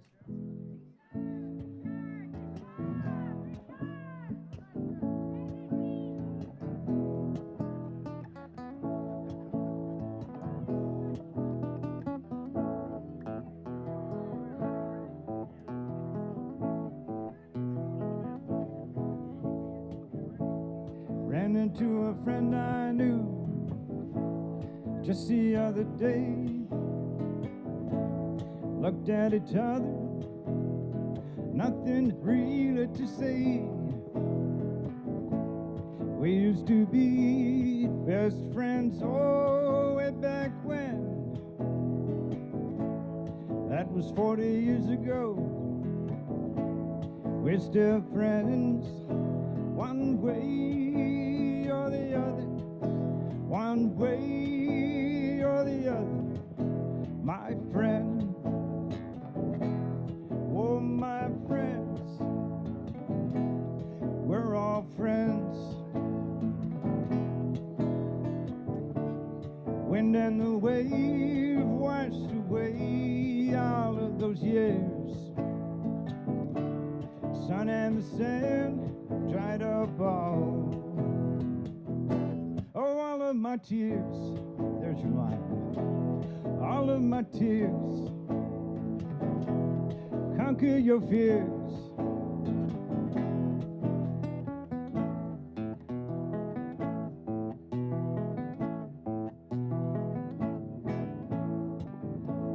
Well, I was hanging around Parkdale just the other day. Someone was having an open mic in the old rec center and they asked us to play. Oh, and the next thing you know, we got up and sang our songs. Before you know it, they had us involved in this protest, you know. Ain't nothing wrong. One way or the other, have some housing. One way or the other, my friends. Oh, my friend. Whoa, oh, my friend. Wind and the wave washed away all of those years. Sun and that sand dried up all of my tears. Don't cry in your beer. Jump over your fears.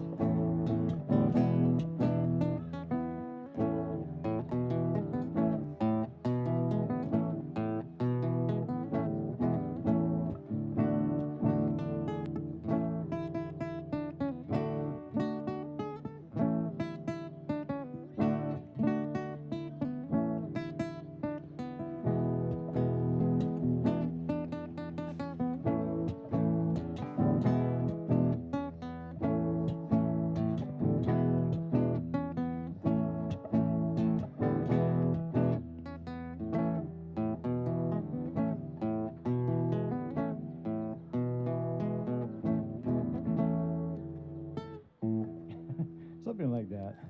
Yeah.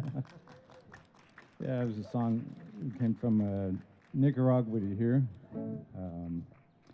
40 years ago to here, and I think of all the friends that have come and gone, and some that are still here. And yeah, Bob's right.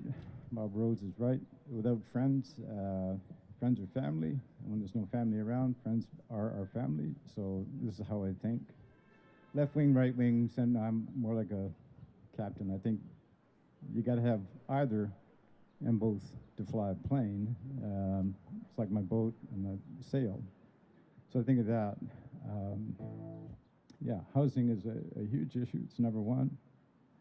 And food. So when we were giving our speeches here, it's nice to hear those speeches. But I had to use the loo, so go across the street, and Margaret's community center across the street, and the Jamaican crew preparing meals on a regular basis for people here that are finding themselves in between here and there and making themselves home there, even if it's for a short while, like our community center in Parkdale or the island or wherever we find home.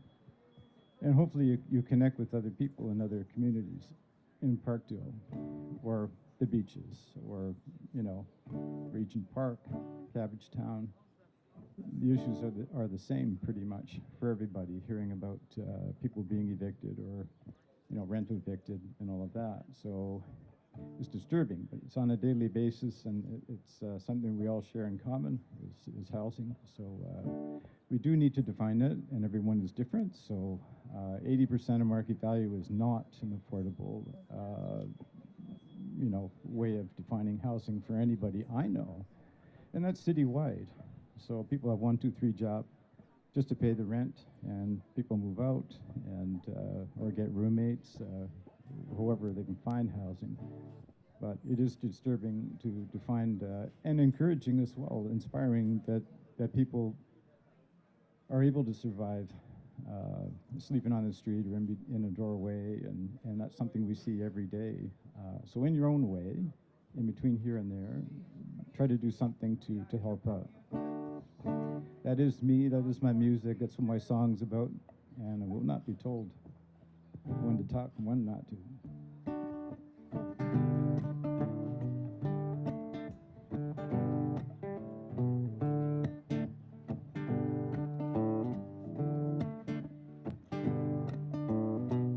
World of whirling, whirling around in my head. Feel like a laundromat laid down on my bed. The Chinese dragons up there, footprints I put. My neighbors don't care. No, they don't care. The world ain't fair. Well, I'll put on my flip-flops, I head to my blue balcony. Look at that lake and I pretend that it's the sea. The sailboats out there trying to catch the wind. Every one of those sailors could be a friend. That's where it is, where the song begins. Well, I know I have gone crazy. Don't make that make you lazy. I wonder who we are. Silly monkeys under the stars, driving on cars at Coconut College. Girl, she got you plenty of knowledge. Yeah, he do. Coconut College. Boy, him got him plenty of knowledge. Yeah, yeah. Yeah, yeah. Yeah, yeah. Yeah, yeah.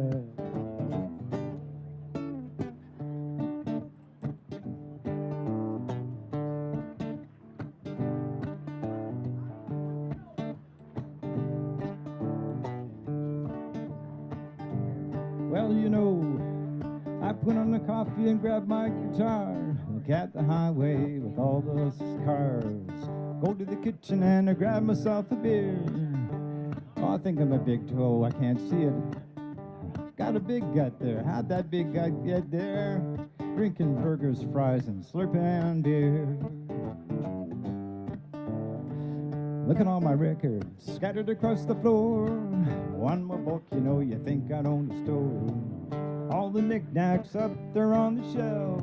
Life in the collector lanes can be a living kind of hell. So grab one of my 300 Hawaiian shirts. Can't see the dust for all this dirt. All the stuff that don't pay no rent. And I think, wow, how does anybody get so much stuff?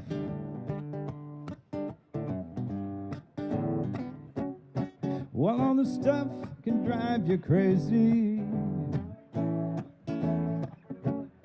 Having more condos than you need. 50,000 are empty.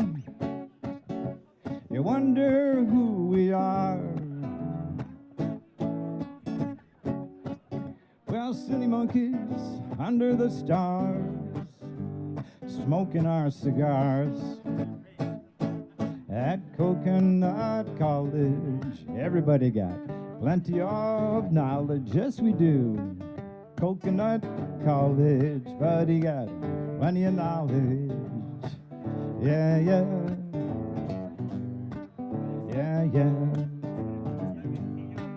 Yeah, yeah. Yeah, yeah. One silly monkey. Two silly monkeys. Three silly monkeys. Four silly monkeys. Well, third inning's up and Casey's up to bat, and I wonder where the Blaze and the Jays and where the heck the Rays are at. Well, I crushed a cockroach heading out my door. You know, I was only trying to reach the shore, and this is only a little tiny home. I don't live in a cockroach motel. I live alone, sleeping on some foam. Ain't staring at my phone. Well, I go down the stairwell and into the park. My groovy neighbor's there with all the dogs that sniff and bark. And I stepped into a big pile of poo. Shit happens in life, what the hell you gonna do? So I walk right down to Sunnyside Beach. Always a coconut right there for me in reach, you know, and I picked up one of them, and this is what he said. He said, pay your rent and don't trouble your head. Oh man, you're smart, but you're not crazy. King's Head off Parkdale. Don't make me wonder who we are. We are Parkdale's people economy. Silly monkeys under the stars. Yeah, driving our cars at Coconut College. We got plenty of knowledge, yeah we do. Coconut College, but he got plenty of knowledge. Yeah, he's been to college. I got plenty of knowledge. Yeah, yeah. Yeah, yeah. Yeah, yeah. Yeah, yeah. One silly coconut. Two silly coconuts. Three silly coconuts. Four silly coconuts. Thanks, I'm Pete James. That was my song, Coconut College. There you go, thank you. Thank you, Heinz. And thanks, Bob Rose.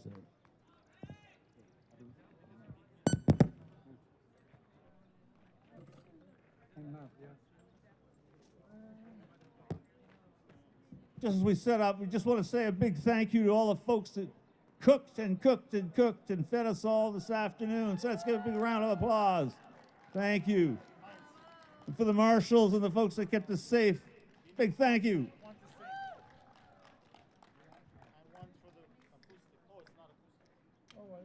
Plug in somehow.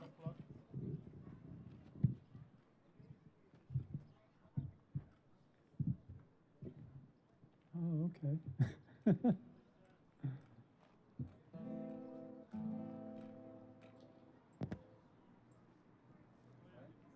Okay.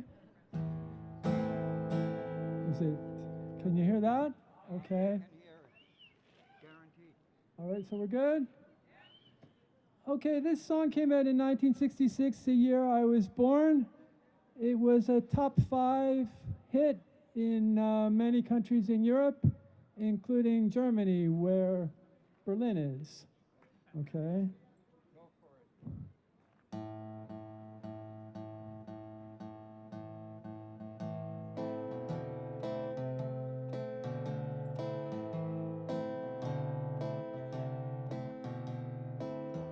There's a crack up in the ceiling, and the kitchen sink is leaking.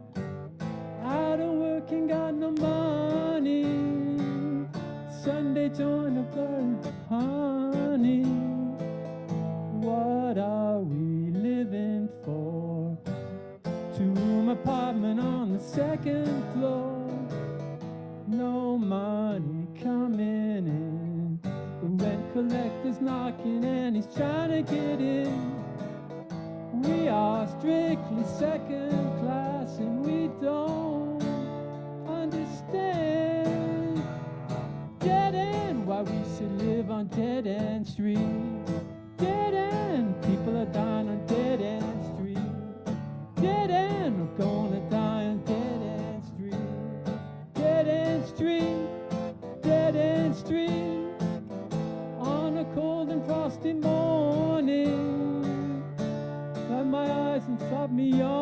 morning, and my feet are nearly frozen. I'll boil some tea and put some toast on. What are we living for? Two-roomed apartment on the second floor. No chance to emigrate. I'd be deep in debt and now it's much too late. We both want to work so hard, but we don't get the chance. Dead end, we live on Dead End Street. Dead end, people are dying on Dead End Street. Dead end, gonna die on Dead End Street. Dead End Street, Dead End Street.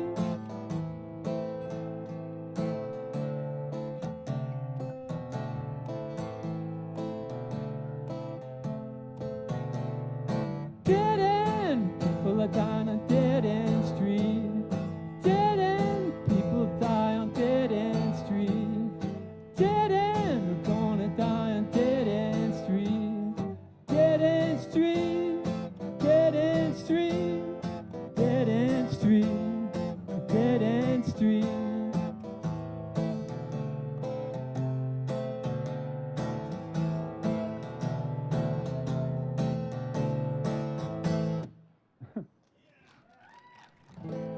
All right.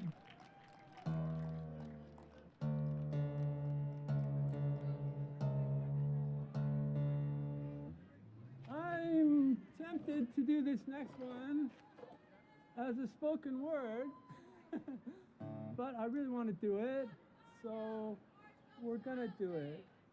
All right? All right?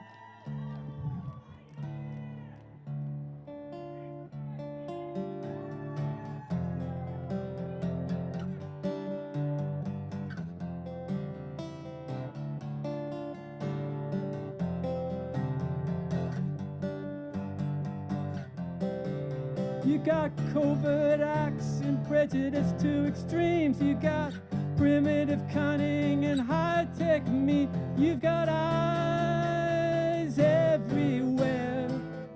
People see through you. You've got good manipulators, got your store of dupes. You've got the idiot clamor of your lobby groups. You like to play on fear. People see through you. You've got instant communication, instant data tabulation. You got the forces of occupation, but you don't get capitulation, 'cause people see through you. People see through you, 'cause people see through you.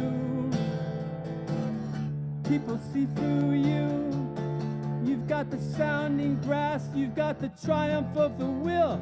You do what you want to when we pay the bills. You hype the need for sacrifice. People see through you. You've got any manner language contrived to conceal. You've been lying so long you don't know what's real. You're a figment of your own imagination. People see through you. You got lip service tributaries. You've got death fetish mercenaries. You hold the tickets to the cemeteries. You're big and bad and scary, but people see through you. People see through you. Yeah, people see through you. People see through you.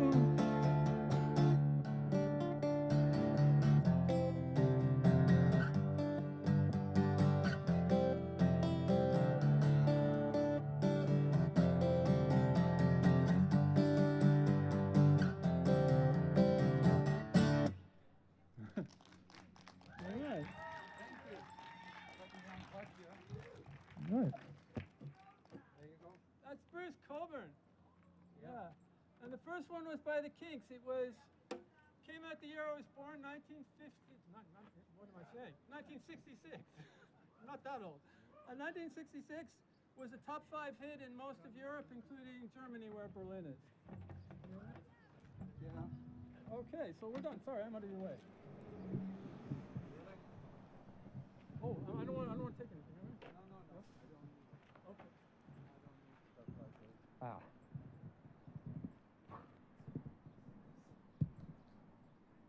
Always technical. Always. Always technical Yeah. stuff. Always.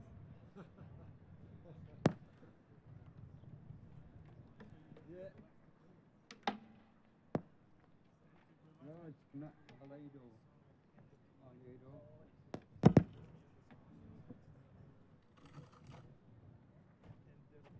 Good. That should work. Yep. I had a suggestion. And I think I'm going to play the suggestion. I play only one song because when people talk here too long, they're taking time from everybody else.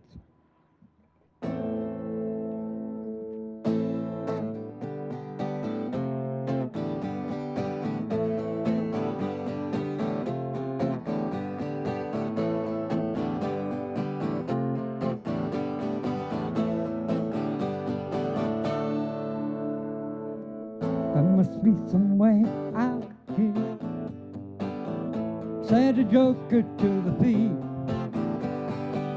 There's so much confusion, I can get no relief. Businessmen, they drank my wine. Come and dig my earth. None of them along the line. I think what anything is worth.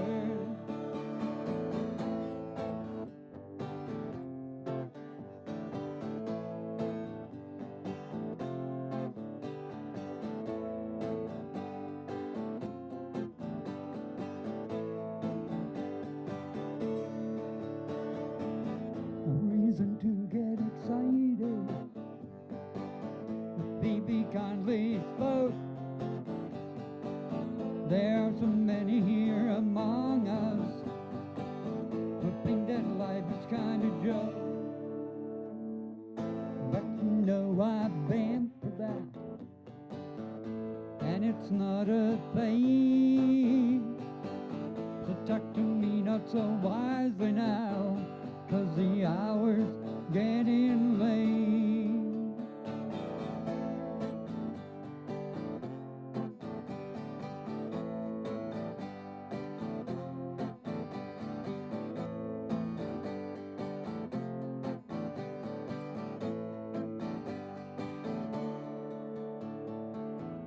All along Watchtower, Princess kept the beer, while women came and went, barefoot southern stir. Outside came a long distance, white kept it ground. The riders were approaching, and the wind began to howl.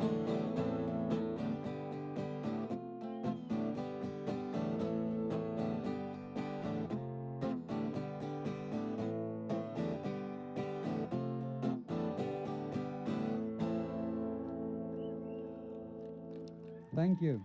So up to the next one, that is Hazel. And as I do that, Hazel, come on up and have some fun.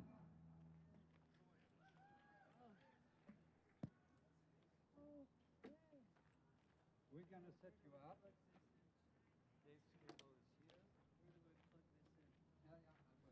You guys are fucking pathetic. Oh, you're saying my fucking kid, my family for nothing, eh? Look at kid, they'll throw no fucking sillies. This will hike for you.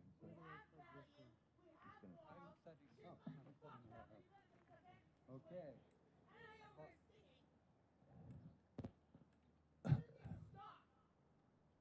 Matthew.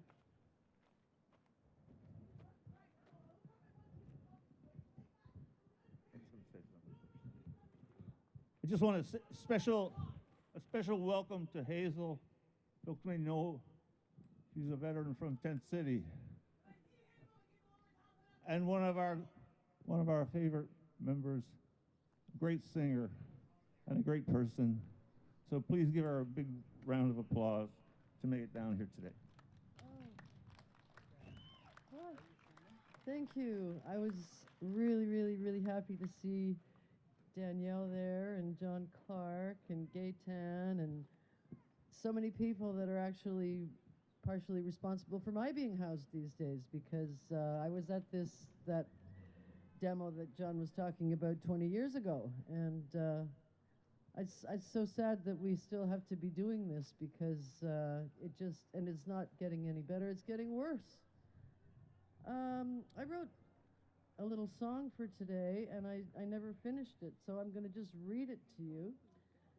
I researched a little bit about Kingset and found out that their CEO, John Love, probably related to Gordon Donald Love, for whom I worked in Edmonton back in the early 80s at Oxford Development Group. So, dear John Love, I worked for your daddy in the 80s. I was fired because I didn't fit in. Oxford built the famous CCB building for a bunch of bogus financiers. You were likely born with a silver spoon, and at the altar of money, your friends all swoon. It's time to get real. The working poor can't afford your condos. You can't force us all out of this town. We're the ones who built it all for you. Give us a break, you privileged clown. If even 25% of your building could be RGI and maybe 10% deeply affordable, you just make me want to cry. Eat the rich. That's all. I will finish it one day, you know. Anyway, I honestly wasn't sure what I was going to do, and I had a number of things I was thinking about, but this is an old song by Jesse Colin Young and the Young Bloods from the 60s.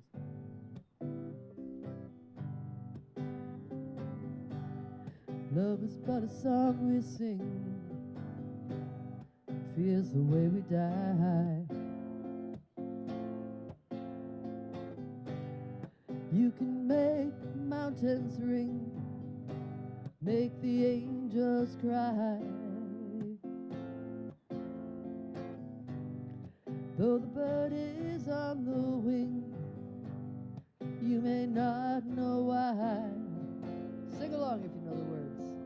Come on, people now, smile on your brother. Everybody get together, try to love one another right now. Come on, people now, smile on your brother. Everybody get together, try to love one another right now. Some may come and some may go, we will surely pass. When the one that left us here returns for us at last, we are but a moment's sunrise, fading in the grass. Come on, people now, smile on your brother. Everybody get together, try to love one another right now. Come on, people now, smile on your brother. Everybody get together, try to love one another right now. Right now, right now. Thank you very much. I think that's it. Oh, really? Okay, what could I do? Oh, I've been told we're done. Thank you all for coming. It was really thrilling to see so many people out there.